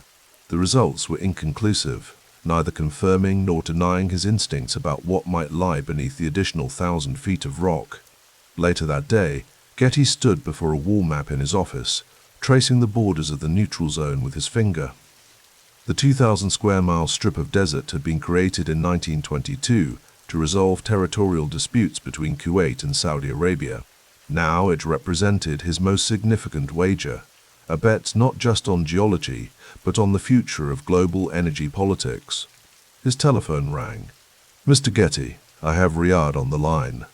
For 20 minutes, Getty spoke with his representative in Saudi Arabia, a former diplomatic officer who understood both the geology and the delicate politics of doing business in the kingdom.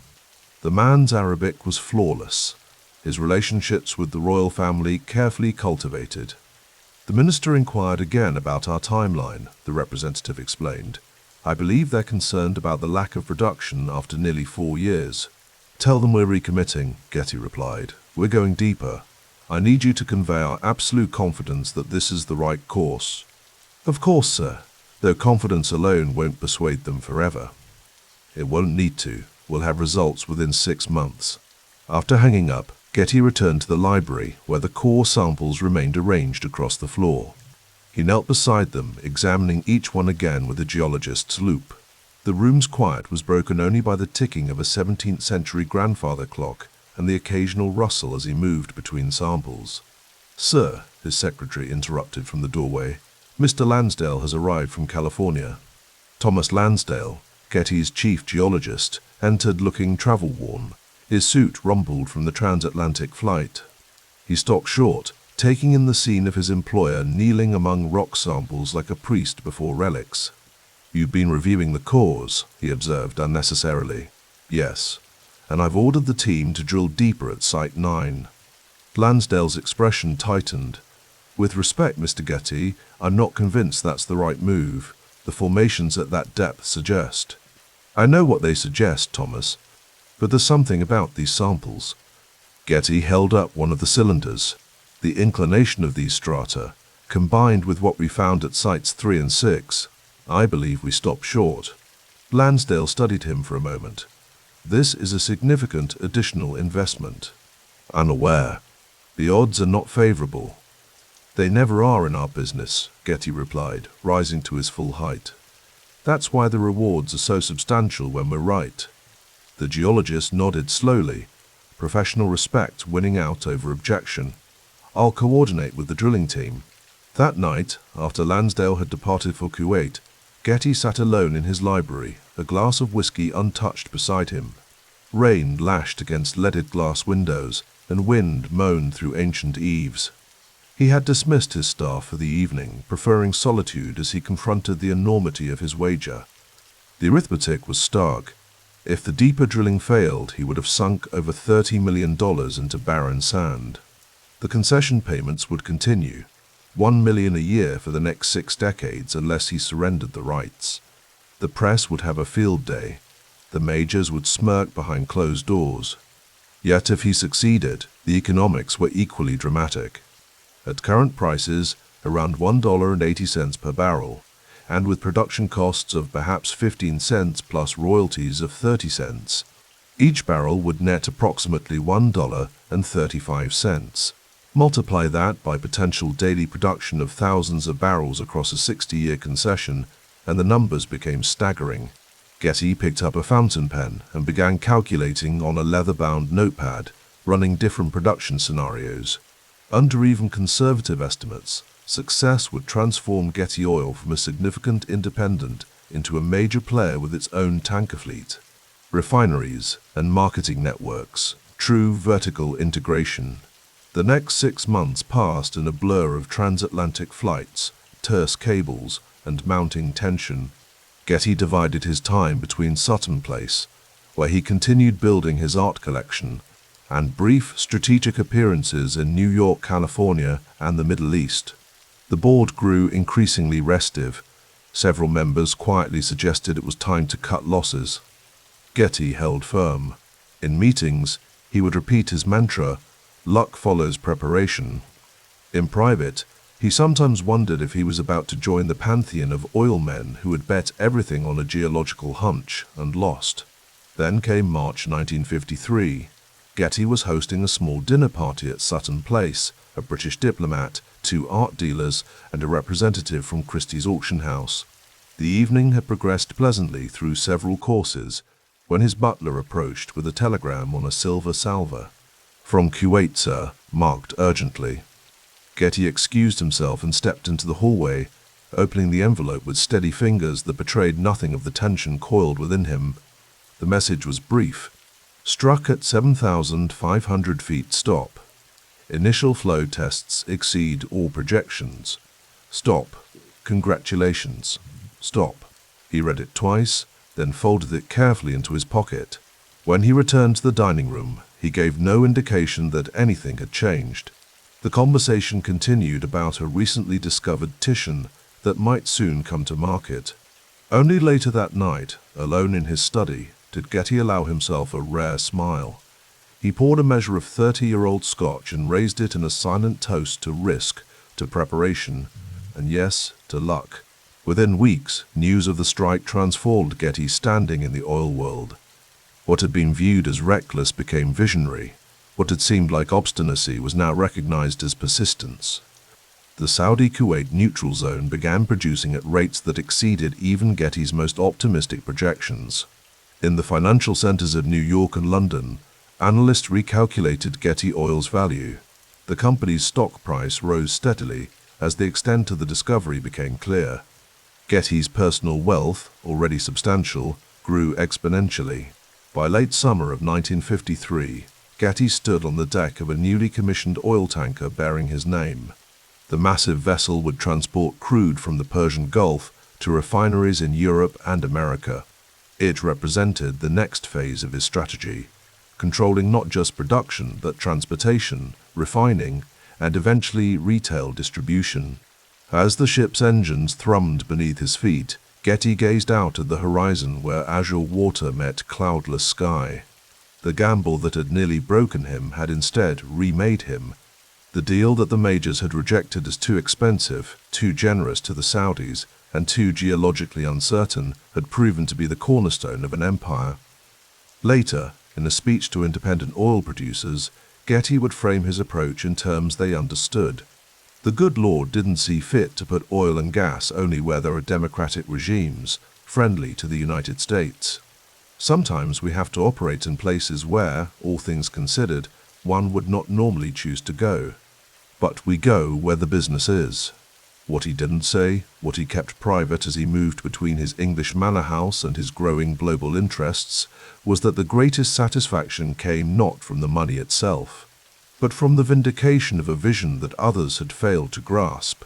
In the quiet moments at Sutton Place, surrounded by ancient art and the weight of history, that private knowledge was perhaps the most valuable asset of all. The North Sea fog rolled in over the Kent countryside, embracing Sutton Place like a jealous lover. Inside the Tudor mansion's wood-panelled library, J. Paul Getty sat alone, reviewing the day's cables from his operations across 3 continents.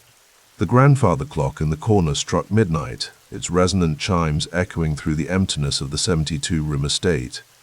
The year was 1957, and Fortune magazine had just named him the richest living American, a designation that brought him no particular pleasure. He adjusted his reading glasses and continued studying the production reports from the neutral zone, that curious no-man's land between Saudi Arabia and Kuwait, where, just a few years earlier, his persistence had paid off in rivers of crude. 16 million barrels this year, he murmured to himself, the numbers dancing before his tired eyes. And still they call it luck. The neutral zone operation had hit its stride by 1954, pumping 16 million barrels annually, oil that flowed through his pipelines, onto his tankers, into his refineries. He had created what the industry called vertical integration, but what Getty himself thought of simply as plugging the leaks where other men's profits drained away. Outside, a security guard made his rounds, flashlight beam cutting through the mist. The magazine article had brought unwanted attention, begging letters by the thousands. investment schemes, charity appeals, and darker concerns. Intelligence services had quietly suggested enhanced security protocols. Getty had reluctantly agreed to some measures, but drew the line at an entourage of bodyguards.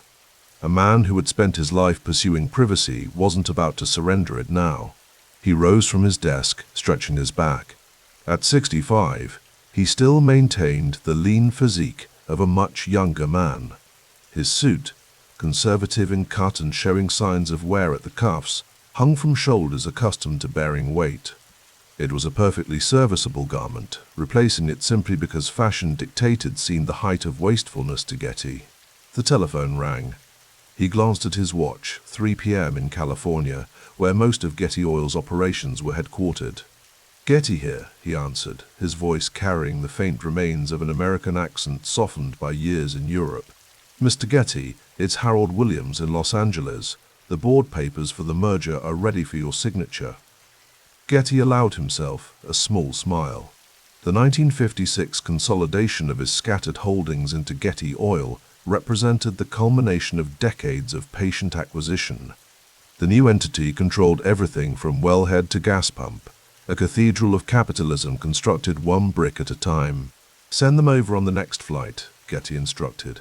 "And Williams, what's the latest on the overhead comparisons?"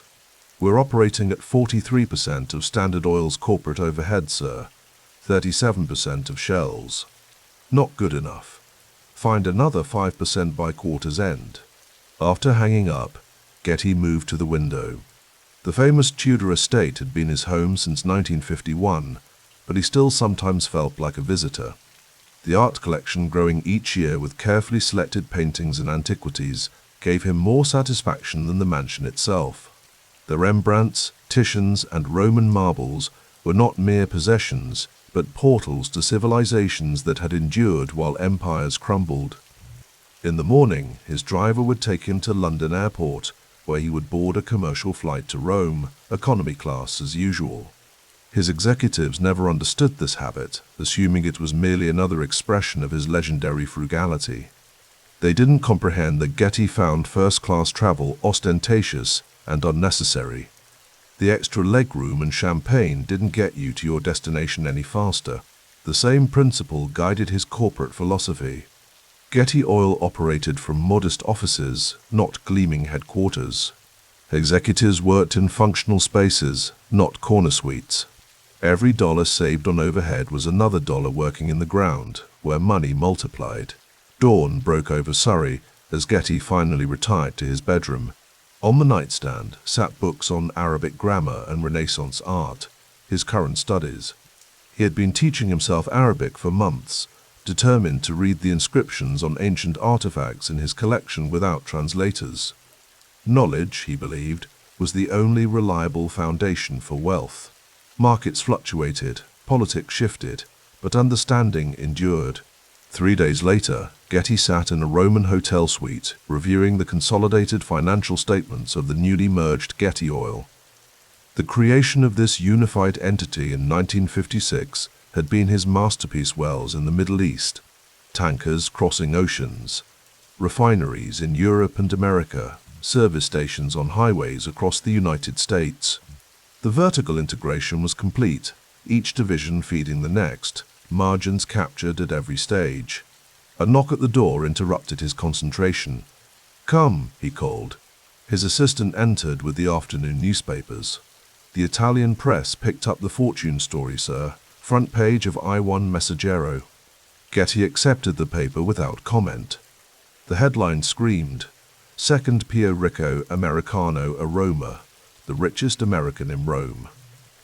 The article estimated his wealth between $700 million and $1 billion, a range so wide it might have been pulled from thin air. "Have there been any unusual approaches to the hotel staff?" Getty asked, folding the paper without reading further. "Security reports 3 attempted bribes for information about your schedule, sir, all rebuffed." Getty nodded, unsurprised. Fame brought parasites. Wealth attracted predators. The numbers in fortune, speculative as they were, had transformed him from a successful businessman into a walking target. He had not sought this celebrity. Indeed, he had cultivated obscurity throughout his career, preferring to operate beyond the spotlight where deals could be struck without premiums for publicity. "Double the usual donation to the children's hospital before we leave," Getty said after a moment, anonymous as always. The assistant nodded and withdrew. Getty returned to the financial statements, but found his concentration broken. The fortune designation had forced him to confront the scale of what he had built, a fortune that truly was among the largest in the world. Yet the empire operated with a corporate overhead that would have embarrassed a company 1/10 its size. The telephone rang. Getty hesitated before answering, then lifted the receiver. "I've found something extraordinary," came the excited voice of Bernard Berenson, the renowned art historian who had become Getty's advisor and friend. "A Titian that's been in the same family since the 16th century. They're willing to sell discreetly." Getty's mood lightened. Art was his true passion, not for its monetary value, though it's certainly appreciated, but for its connection to human genius across centuries. "Tell me about it," he said, reaching for a notepad. As Berenson described the painting's provenance and condition, Getty made calculations in the margins. He could acquire masterpieces that museums coveted because he moved decisively, without committees or public fundraising campaigns. His collecting followed the same principles as his business: identify intrinsic value overlooked by others, buy when sellers are motivated, hold indefinitely. Later that evening, Getty dined alone at a small trattoria where the owner knew him only as Mr. Paul, an American businessman who appreciated authentic cuisine and privacy.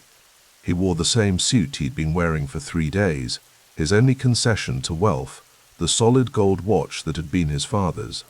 Over a simple meal of pasta and wine, Getty reflected on the irony of his situation. Fortune had labeled him America's richest man, yet he lived more modestly than many of his mid-level executives.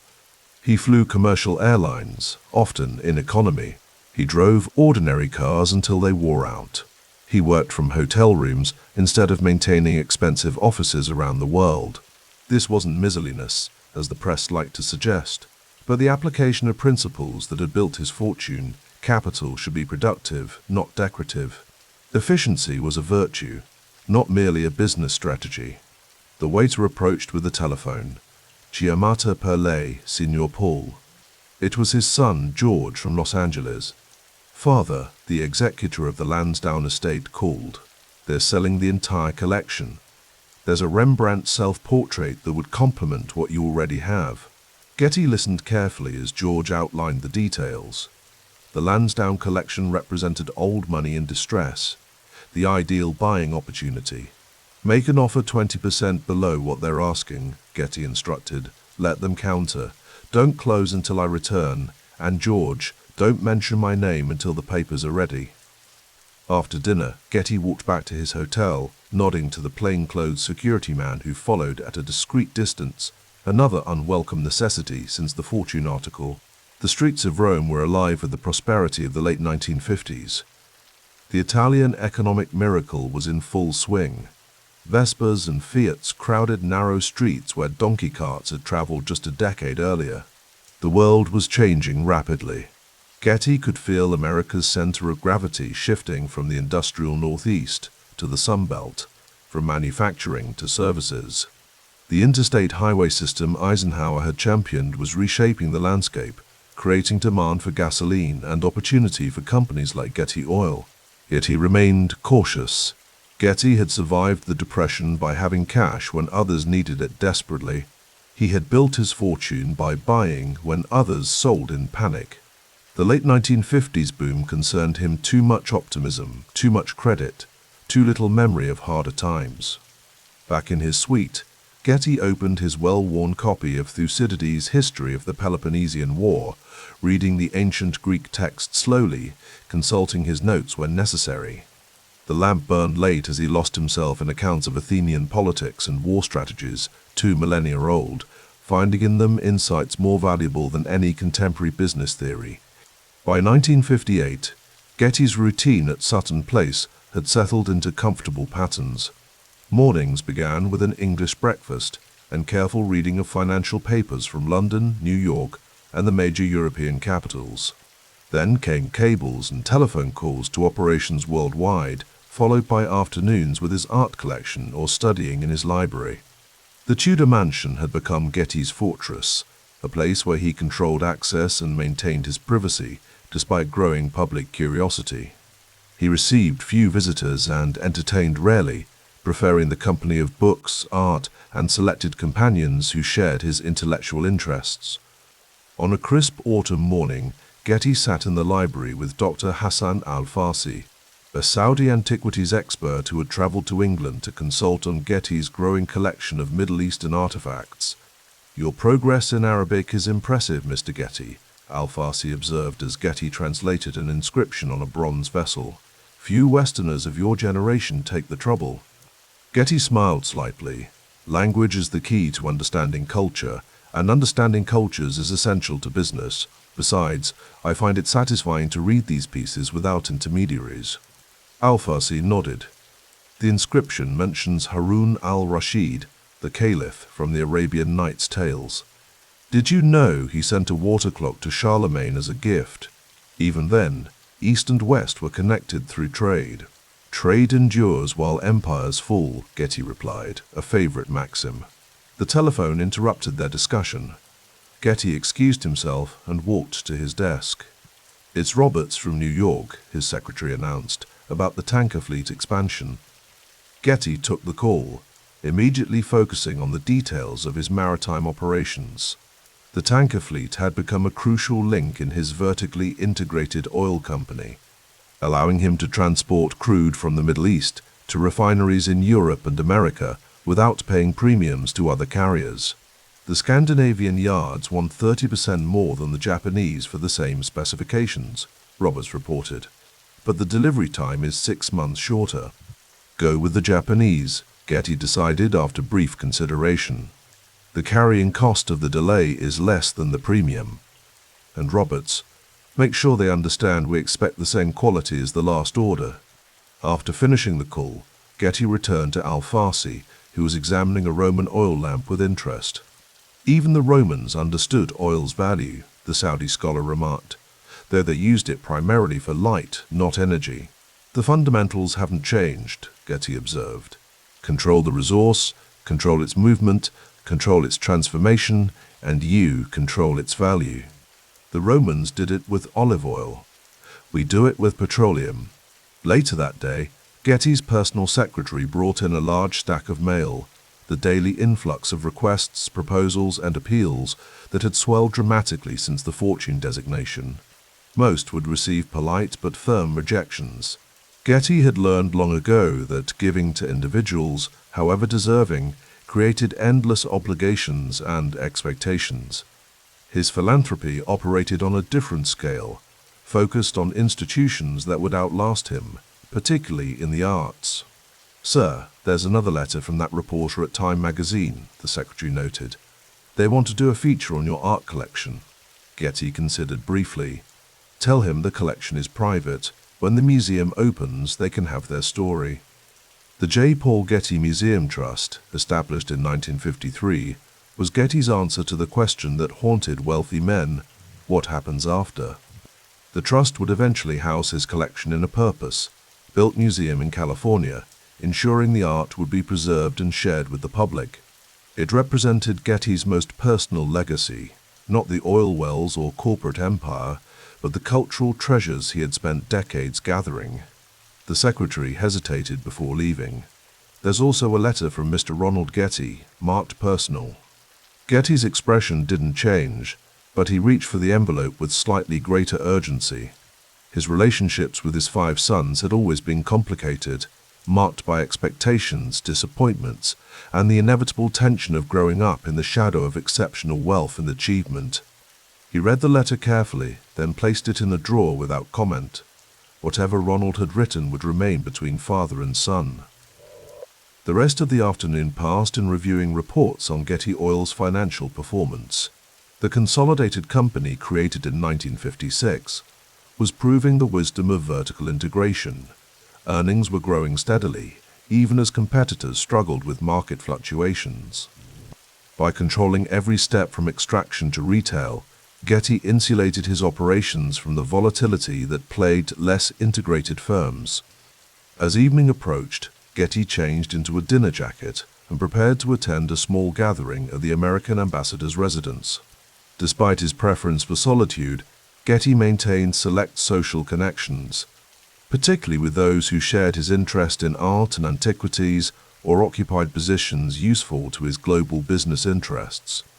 His driver, a former Royal Marine who doubled as security, held the door of the modest Bentley, a car Getty had owned for nearly a decade and saw no reason to replace. "Evening papers, sir," the driver said, handing Getty the London Times and Financial Times. "There's mention of you in both." Getty skimmed the articles during the drive. The Times noted his recent acquisition of a significant Greek antiquity for his collection. The Financial Times speculated about Getty Oil's interest in North Sea exploration rights, as British authorities began considering offshore drilling permits. The latter story concerned him more. Getty preferred to operate without telegraph announcements of his intentions. Publicity inevitably drove up prices and attracted competitors. His most successful ventures, particularly the neutral zone concession, had succeeded precisely because others had overlooked their potential. The ambassador's dinner proved illuminating. Between courses, Getty engaged the Turkish commercial attaché in conversation about potential pipeline routes from the Middle East to Mediterranean ports. Such informal discussions often yielded intelligence more valuable than formal business meetings. "The political situation remains delicate," the Turkish diplomat observed, "but my government recognizes the economic benefits of stable energy infrastructure." Getty nodded thoughtfully. "Pipelines outlast politics," he replied. "The Romans built aqueducts that still stand 2,000 years later. Modern pipelines should manage a few decades, regardless of which government issues the permits." By midnight, Getty was back at Sutton Place, changing into his pajamas and robe, both well-worn and comfortable rather than luxurious. Before sleeping, he spent an hour with his Arabic grammar, methodically working through exercises with the discipline that had characterized his entire life. Success, Getty believed, was not a matter of grand inspiration, but of persistent application. Learning a language, building a company, or creating a collection, the principle remained the same. Small actions, consistently performed, eventually produced monumental results. He fell asleep with the light still burning and a book of ancient inscriptions open on his chest. The richest man in America dreaming not of wealth but of understanding words carved by hands long turned to dust. The afternoon light filtered through the lead-paned windows of Sutton Place, casting long shadows across the Tudor hallway where J. Paul Getty stood with his estate manager. The 16th-century English manor house, with its ancient timbers and tapestries, had become his sanctuary since he'd purchased it in 1959, a world away from the boardrooms of Los Angeles and the oil fields of the Middle East. "The telephone bill, sir," the manager said, extending a folder with obvious reluctance, "from the last house party." Getty adjusted his wire-rimmed glasses and opened the folder. His expression remained impassive as he reviewed the columns of long-distance charges, but a muscle tightened almost imperceptibly in his jaw. £800, he said quietly, his Midwestern accent long softened by decades of international living, for telephone calls. "Yes, sir. The guests were quite liberal with their overseas communications." Getty closed the folder and handed it back. "Install a payphone in the main hall. 6p a call should remind everyone that communication has a cost." "A payphone, sir, in Sutton Place?" "Yes," Getty said, turning toward the window. "People respect what they pay for." The estate manager nodded and retreated, leaving Getty alone with the falling English light and the weight of his decision. He knew how it would look, the world's richest man installing a coin-operated telephone in his own mansion. The papers would have a field day with it. They already painted him as a miser, clutching every penny despite his billions. This would only cement the caricature. Perhaps that wasn't entirely unwelcome. 3 months later, the payphone stood in the oak-paneled hallway, its black Bakelite presence incongruous against the centuries-old woodwork. Getty watched from his study doorway as an overnight guest, an Italian count with a reputation for extravagance, fumbled with sixpence coins attempting to reach Rome. "Paul, this is most unusual," the count complained, gesturing at the coin slot. "Surely for friends." Getty approached, hands in the pockets of his perfectly tailored suit. "The telephone company charges me, Carlo, so I must charge in turn. It's simply business." Later that evening, over brandy in the library, his longtime associate Lansing Hayes raised an eyebrow. "The payphone story is already making the rounds in New York. They're calling you the world's richest miser." Getty swirled the amber liquid in his glass. "Let them talk. It keeps the fortune hunters and the sycophants at bay." He set down his glass and removed a small notebook from his pocket, jotting something with a gold pen. "Besides, that phone has already saved me hundreds." "You're actually tracking it?" Hayes asked incredulously. Getty looked up, his blue eyes sharp beneath his graying brows. "I track everything, Lansing. It's how I still have money while others who made fortunes in the 20s are living on pensions." The fire crackled in the grate as Getty turned the conversation to what truly occupied his mind. "The museum plans are moving forward. The trust is now substantial enough to begin construction in Malibu." "The Getty Museum," Hayes mused. "Your immortality project." Getty didn't smile. "Call it what you will. But I've transferred enough stock to make it self-sustaining. Art deserves better than the whims of individual patronage. Institutions endure, men do not."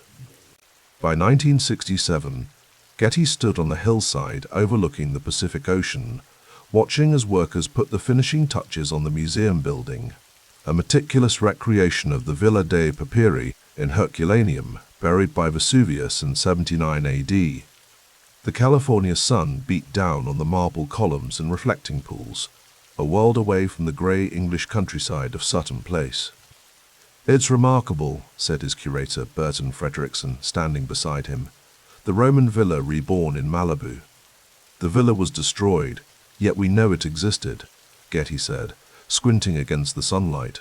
"What survives is what was preserved, the art, the artifacts, the objects that tell us who they were." Getty had been steadily building his collection since the 1930s. Greek and Roman antiquities, Renaissance paintings, French furniture, acquiring masterpieces when others were selling, recognizing value when markets were blind to it. "Will you be staying for the opening?" Frederickson asked. Getty shook his head. "No, the museum must stand on its own merits, not on my presence. Besides, I'm needed in London." The truth was more complex. Getty hadn't returned to America for years, hadn't set foot in his native country since 1951. His life had become deliberately removed, managing his empire from hotel suites and, eventually, from Sutton Place. Distance gave perspective. Distance allowed control without entanglement. "Free admission," Getty instructed as they walked back to his waiting car. "Always. Art belongs to humanity, not just to those who can afford an entrance fee." In the boardroom of Getty Oil's London office, tension hung in the air like smoke. The company's stock had plummeted from $112 to $62 per share over the previous year. Rumors about production problems in the Saudi-Kuwait neutral zone had sparked the initial sell-off. Whispers about Getty's health had accelerated it. "The shareholders are nervous, Paul," said his chief financial officer, sliding a report across the polished table. "We've lost nearly half our market value." Getty, now 75 but still commanding in presence, picked up the report without opening it. "And what do the shareholders think I should do? Abandon the neutral zone because the Saudi government is flexing its muscles? Sell our stake because some Wall Street analyst heard I had indigestion and reported it as a heart attack?" The executives exchanged glances. Getty had always been unnervingly direct. "We need to reassure the market," ventured one. "Indeed," Getty replied, finally opening the folder. He studied the figures in silence, making notes in the margins with a gold pen. The room remained quiet, executives watching the deliberate movements of the man who still controlled the majority of voting shares. Finally, he closed the folder. "Schedule a press conference. I'll address the shareholders directly and double our exploration budget for the North Sea." "The North Sea?" but we've only just begun preliminary surveys there. Getty's eyes narrowed slightly. The geological reports are promising. The neutral zone gave us 20 years of profit when everyone said it was a fool's errand. The North Sea will be the same. After the others had filed out, Getty remained alone with Howard Helm, his most trusted executive. The two men had worked together since the 1930s, a partnership forged in the crucible of the Depression. "How's your wife, Howard?" Getty asked, his tone softening slightly. "Better, thank you. The doctors in Switzerland are optimistic." Getty nodded. "Good. Take whatever time you need with her. Family matters." He paused, then added, "When you return, I want you to lead the North Sea project." "Me? But I was scheduled for retirement next year. I don't care about the calendar. I care about competence. You're worth 10 Harvard MBAs fresh out of business school." Getty stood, signaling the end of their conversation. "I once told a reporter I'd gladly pay $1 million for a first-rate manager, but there aren't many for sale at any price. You're one of the few, Howard. Always have been." The press conference calmed the markets. Getty, impeccably dressed and sharp as ever, systematically addressed each concern raised about Getty Oil's future. He announced the North Sea exploration program, revealed production agreements that safeguarded their neutral zone interests, and dismissed health concerns with dry humor. "Reports of my demise have been greatly exaggerated," he told the assembled journalists, borrowing Mark Twain's famous line. "I expect to be making decisions for Getty Oil long after many of you have moved on to other assignments." The stock stabilized, then began a steady climb back toward its previous heights. But Getty took little satisfaction in the market's validation. By nature, he was forward-looking, already focused on the next strategic move. In his private office afterward, he received news that the Tidewater merger had finally been approved after decades of maneuvering. What had begun as an antagonistic relationship in the 1930s, Getty acquiring shares in the company against fierce resistance, had culminated in full integration.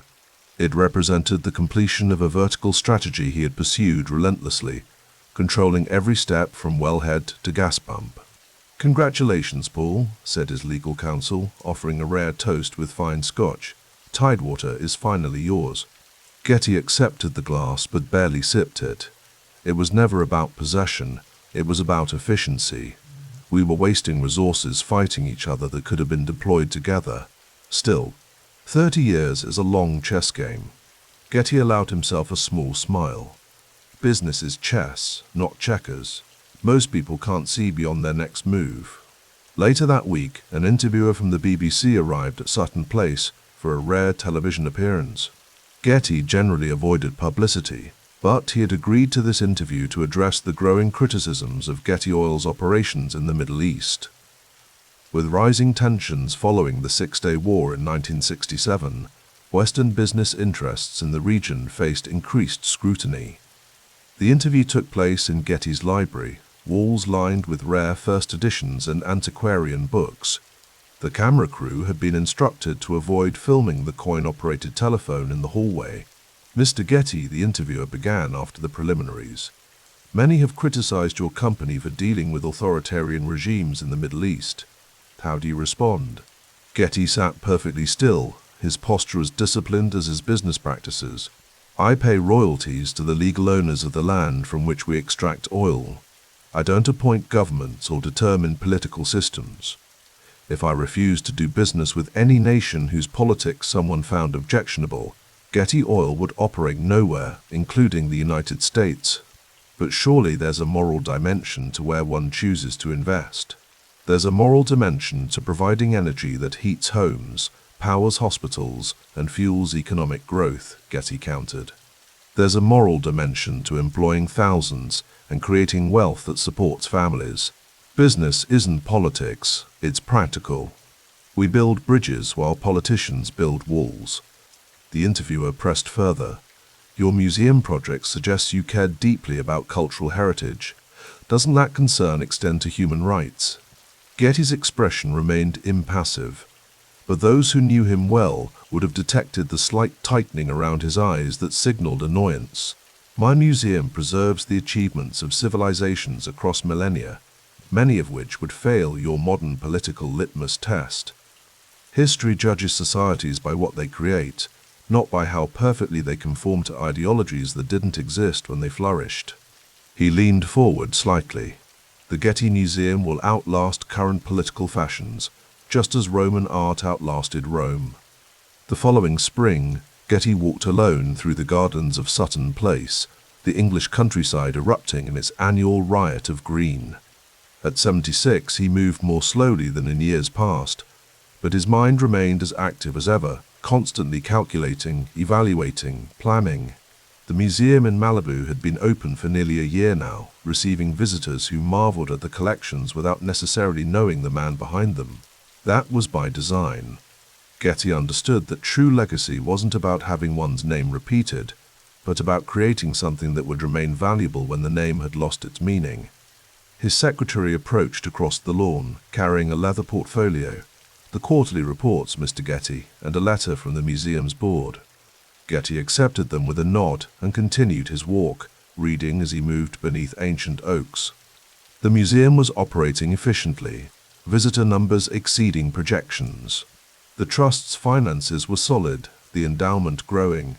He had transferred enough Getty oil stock to ensure it would remain self-sufficient regardless of what happened to him or to the company. In the distance, he could see workers renovating a section of Sutton Place's East Wing. Another preservation project, maintaining the past while building toward the future. There was a symmetry to it that appealed to his sense of order. That evening, as dusk settled over the English countryside, Getty sat at his desk reviewing acquisition proposals for the museum. A small transistor radio played classical music softly in the background, one of his few concessions to modern technology in the ancient house. The telephone rang, and his secretary answered it in the outer office. After a moment, she appeared at his door. "It's Mr. Lansing Hayes from New York, sir. Shall I tell him you'll call back on your private line?" Getty glanced at the clock. It would be early afternoon in New York.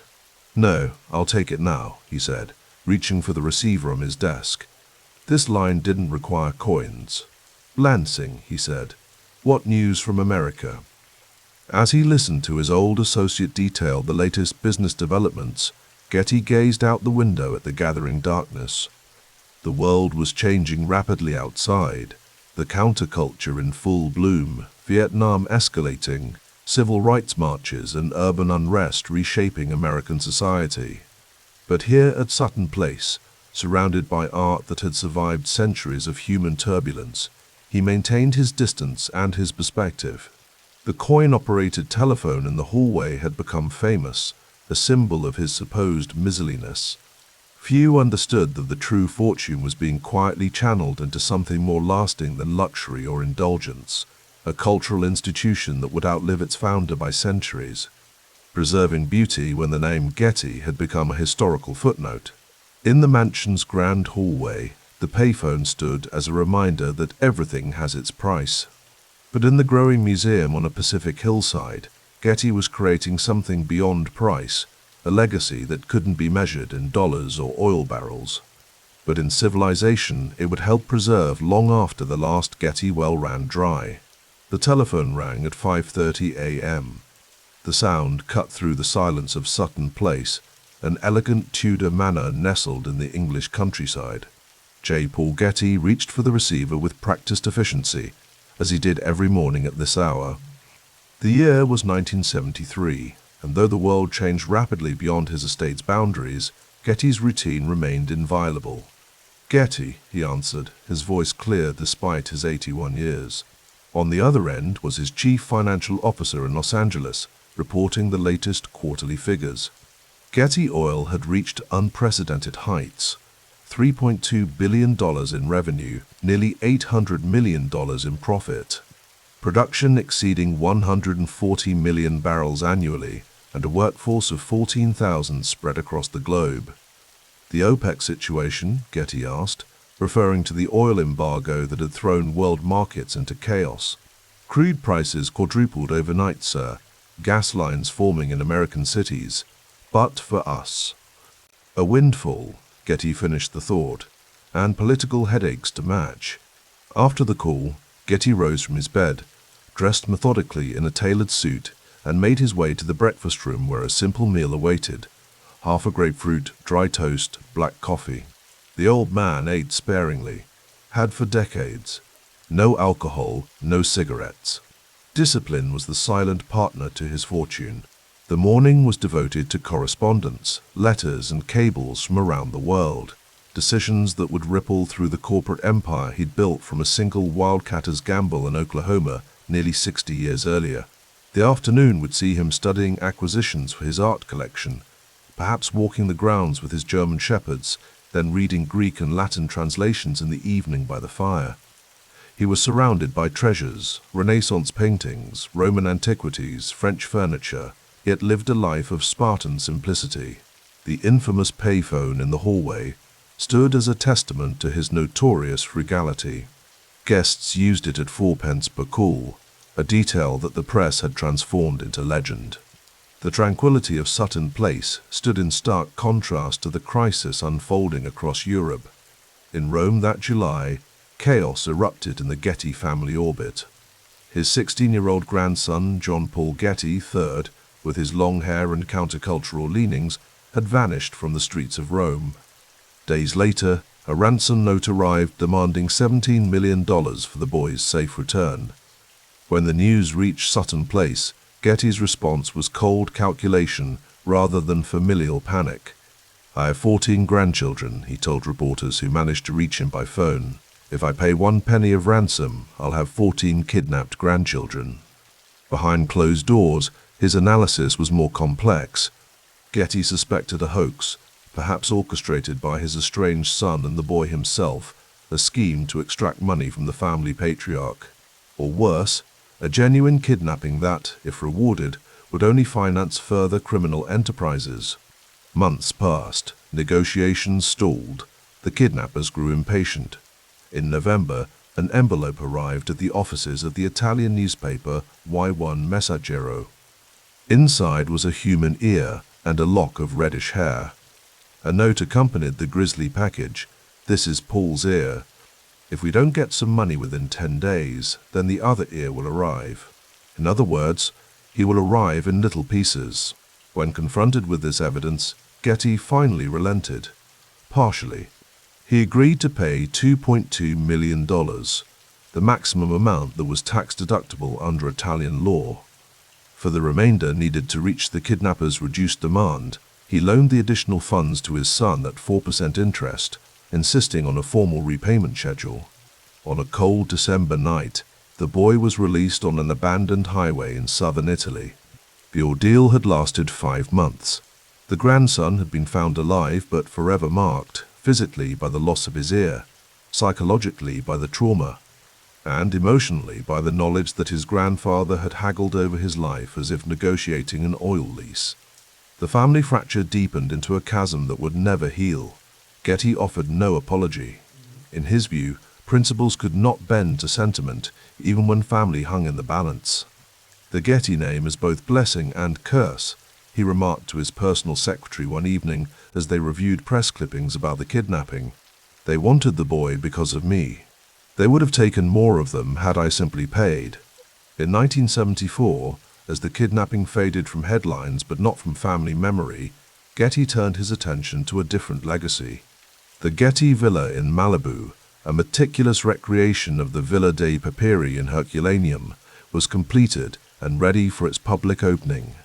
Getty himself did not attend. He hadn't set foot on American soil in nearly 2 decades and had no intention of changing that pattern. Instead, he appeared, via telephone at the opening ceremony, his disembodied voice addressing the assembled dignitaries and press. "I'm giving the public what they should want," he proclaimed over the crackling transatlantic connection. The statement carried his characteristic blend of philanthropy and paternalism, a gift offered with the implicit expectation that the recipients would properly appreciate its value. The museum would be free to visitors, open to all who wished to view the remarkable collection he had amassed over decades. Ancient Roman and Greek sculptures, Renaissance paintings, 18th century French furniture, all housed in a building that was itself a work of art. That same year, Playboy magazine published an interview with Getty, following a profile in Fortune that had shaped his public image since 1957. When asked about his business philosophy, he offered what would become one of his most quoted observations: "The meek shall inherit the earth, but not its mineral rights." The line captured his essence: biblical knowledge paired with extractive capitalism, all delivered with a sardonic wit that suggested he knew precisely how he was perceived and chose not to correct the record. At Sutton Place, Getty continued his daily routine, unmoved by public opinion. Rise at 5:30 a.m. Business calls and correspondence, sparse meals, art studies, evening readings in Greek and Latin. His daily constitutional walk through the gardens, regardless of weather. Minimal alcohol, no smoking. The discipline of a much younger man sustained in a body now entering its 9th decade. In 1975, sensing perhaps that his time was growing shorter, Getty wrote a letter to the trustees of his museum. The instructions were clear and characteristic. "Never sell the Rembrandts," he commanded. "If you must economize, turn off the lights. Let the paintings sleep in darkness, but never send them to auction." The letter revealed the collector's soul beneath the businessman's exterior. Art was not investment to be liquidated, but legacy to be preserved, regardless of financial considerations. The oil embargo had ended, but its effects lingered in the American economy. Inflation and unemployment rose in tandem, defying economic models. The Watergate scandal had forced Nixon's resignation in August 1974. Vietnam had ended with the fall of Saigon in 1975. The national mood was sour and cynical, a stark contrast to the optimistic America that Getty had known in his youth.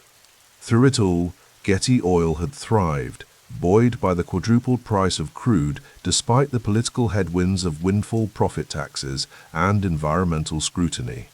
The company remained vertically integrated, wells to refineries to gas stations, a model of efficiency in an increasingly chaotic energy landscape.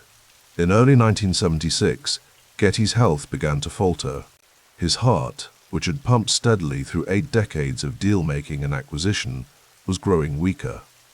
He refused to modify his routine, insisting on business as usual, even as his doctors advised rest. On June 6, 1976, J. Paul Getty died at Sutton Place, surrounded by the art he had collected, but not by the family he had accumulated through 5 marriages and countless relationships. He was 83 years old. The news spread quickly across financial markets and museum circles.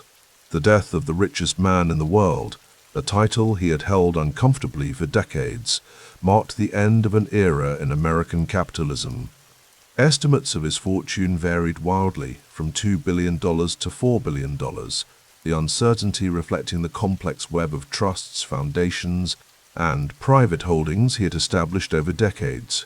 What was clear was that he had died as he had lived, with wealth beyond measure but relationships that had withered under the shadow of his pursuit. The family governance conflicts that had simmered during his lifetime boiled over after his death.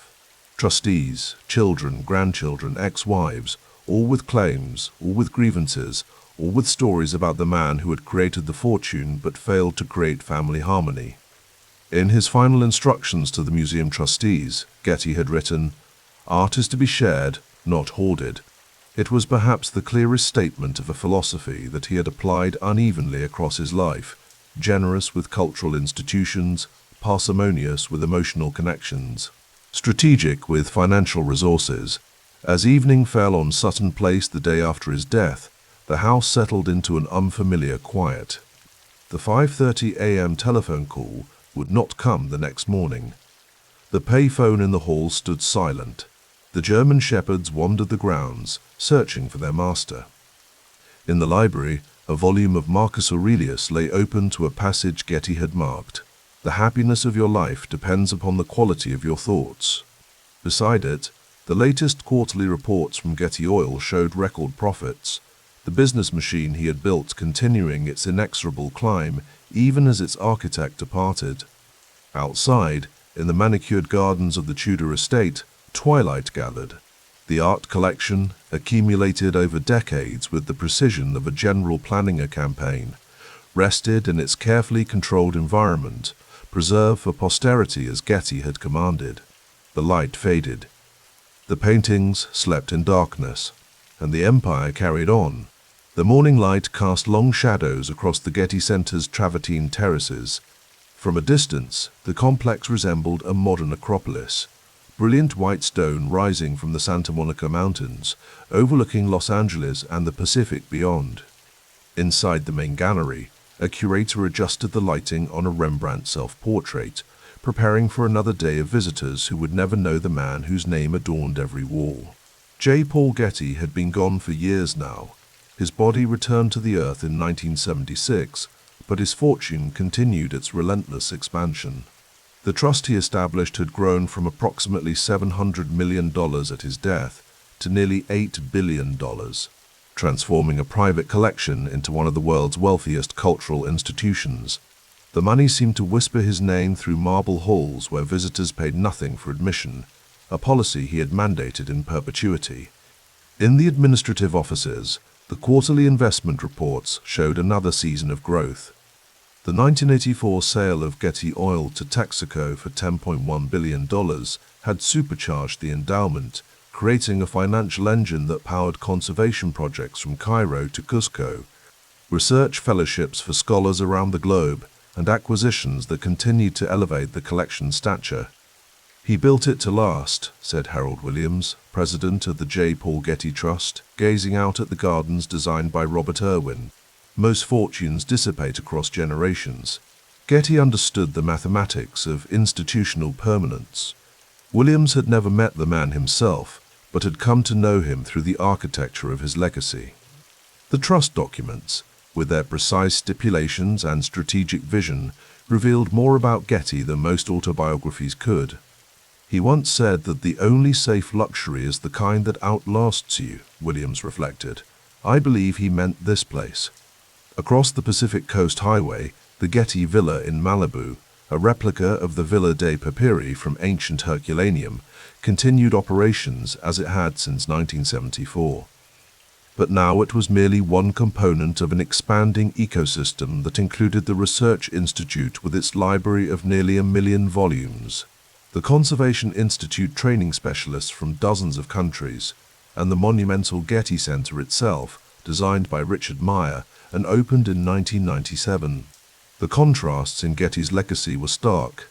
His business empire, built on vertical integration and contrarian timing, had been disassembled and absorbed into larger entities. Texaco had swallowed Getty Oil, and the corporate name lived primarily in fading photographs of gas stations. Yet his cultural endowment grew more influential with each passing year, compounding influence as reliably as it compounded returns. In London, at a Sotheby's auction, a Getty curator raised a paddle for an illuminated medieval manuscript. The price climbed past £5 million before Getty won the piece. In the audience, an older oilman who had known Getty personally allowed himself a small smile. Paul would have admired the discipline, he murmured to his companion. He might have winced at the price, but never at the acquisition. The oilman remembered Getty's maxim, repeated like scripture during their last meetings: buy when others sell. Luck follows preparation. No one owes you anything. Getty had applied these principles in the Saudi-Kuwait neutral zone when others thought him mad, building a fortune that outpaced even the Seven Sisters through sovereign-level deals, better royalty terms, a private tanker fleet, and ruthless integration. The same principles now guided his institutional heirs as they stewarded his cultural holdings. At the Conservation Institute, specialists from Egypt huddled over fragmentary papyri, using technologies Getty himself could never have imagined to preserve words written 2 millennia earlier. Their fellowships, funded from endowment proceeds, represented Getty's belief that knowledge required protection and patronage. "We're training our 1,000th conservator this year," the program director told a visiting board member. They returned to museums and sites across the world.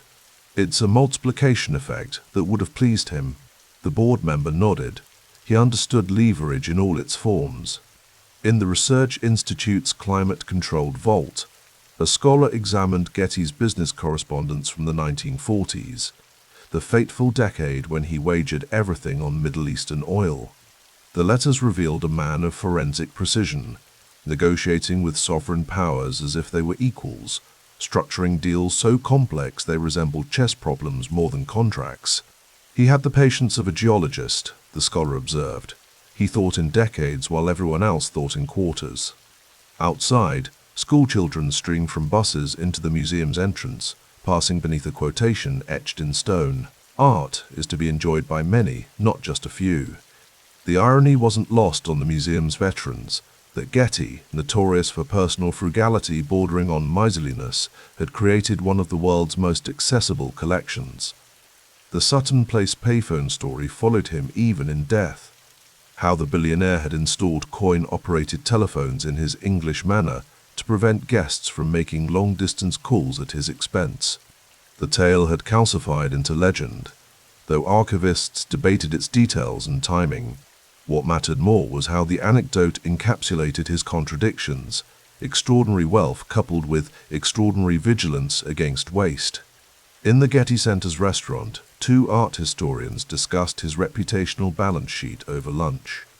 "The family wounds never healed," said one, referring to Getty's notorious reluctance during his grandson's 1973 kidnapping. 5 marriages, 5 sons, most estranged. The museum couldn't compensate for what he withheld emotionally. Her colleague nodded. But the cultural endowment expands every year. The conservation training has preserved treasures that would otherwise be lost. The research library advances scholarship that commercial publishers would never support. At what point does the institutional good outweigh the personal failures? They had no answer, only questions that echoed through the travertine chambers like ghostly footsteps. In the boardroom, trustees reviewed plans for expanding digital access to the collection, bringing Getty's treasures to screens worldwide, democratizing access beyond even what he might have envisioned. "He built the hardware," said the technology director. "We're building the software." The trustees understood they were custodians of not just objects but a philosophy that capital, once housed in a museum, compounds cultural influence beyond a single lifespan. Each year, approximately 1.8 million visitors move through the Getty Center and Villa, encountering masterworks by Rembrandt, Titian, Van Gogh, and Monet alongside ancient Greek and Roman marbles, illuminated manuscripts, and photography spanning the medium's history. As evening approached, the golden California light suffused the galleries, casting a warm glow on a Greek Kouros statue, one of Getty's proudest acquisitions. Though scholars still debated its authenticity, the uncertainty would have appealed to him. Throughout his career, he had made fortunes by embracing calculated uncertainty when others fled. In the conservation laboratory, scientists analyzed paint samples from a Renaissance altarpiece, developing treatments to arrest centuries of decay. Their work represented Getty's most profound insight, that preservation was the ultimate form of acquisition. "We're not just saving objects," the lead conservator explained to visitors during a rare behind-the-scenes tour. "We're saving techniques, cultural memory, ways of seeing the world that would otherwise vanish." As the museum closed for the evening and security guards made their rounds, the building seemed to hold their breath. Repositories not just of art, but of a singular vision that had outgrown its creator. In the empty central courtyard, fountain waters still flowed, a sound Getty would have appreciated for its suggestion of continuity. He had built his oil empire with the knowledge that petroleum was finite, but he had built his cultural legacy with the understanding that beauty, properly preserved, was renewable. The Getty Trust continued its work with the precision of the mechanical watch Getty had preferred to wear, Swiss, understated, reliable, built to outlast trends and fashion. The investment committees managed the endowment with his contrarian discipline, buying when others sold, focusing on long-term value rather than quarterly results. In a glass case near the museum entrance, visitors could see photographs of Getty throughout his life, the young wildcatter in Oklahoma fields, the middle-aged tycoon negotiating in Saudi palaces, the elderly collector at Sutton Place. The progression showed a man growing more austere as his wealth expanded, as if accumulation demanded corresponding restraint. What the photographs couldn't show was the institutional machinery he had designed, the trust structures, investment protocols, and acquisition guidelines that continued to animate his vision decades after his death. Getty had understood that individuals falter, but institutions persist. The real achievement, said the museum's director to a gathering of patrons, was creating a system that improves with age. Most collectors assemble treasures that disperse after death. Getty built a collection that grows more coherent and influential with each generation. The patrons nodded, sipping wine in a gallery surrounded by Dutch masterpieces. Few of them realized that Getty himself rarely drank and preferred solitude to social events. The institution had evolved beyond its founder's personal preferences while maintaining his essential values: excellence, accessibility, permanence. Outside, Los Angeles continued its perpetual reinvention. Oil derricks had vanished from the landscape. Technology companies had eclipsed petroleum firms in market capitalization. Climate science had transformed oil from miracle to menace. Yet the Getty endowment, diversified across equities and alternatives, rode every cycle upward. As darkness fell, the Getty Center's lights created a constellation on the hillside, visible for miles across the Los Angeles basin, a beacon of accumulated wealth transformed into accumulated knowledge. Security systems monitored every artwork with a vigilance Getty would have appreciated. Climate controls maintained the perfect temperature and humidity for preservation. Digital archives backed up research that would otherwise require physical access. In the quiet galleries, the collected works seemed to hold a silent conversation across centuries. Renaissance masters alongside modernists, ancient sculptures facing contemporary installations. Getty had started the dialogue, the institution continued it in his absence. A night guard made his rounds, footsteps echoing on marble floors. He paused before a small painting Getty had particularly treasured, a Rembrandt self-portrait, the artist's eyes following viewers with the same penetrating gaze Getty had turned on oil fields. Balance sheets and acquisition targets. "Good evening, Mr. Getty," the guard said softly, a ritual he performed each night, addressing not just the institution's founder, but its persistent spirit.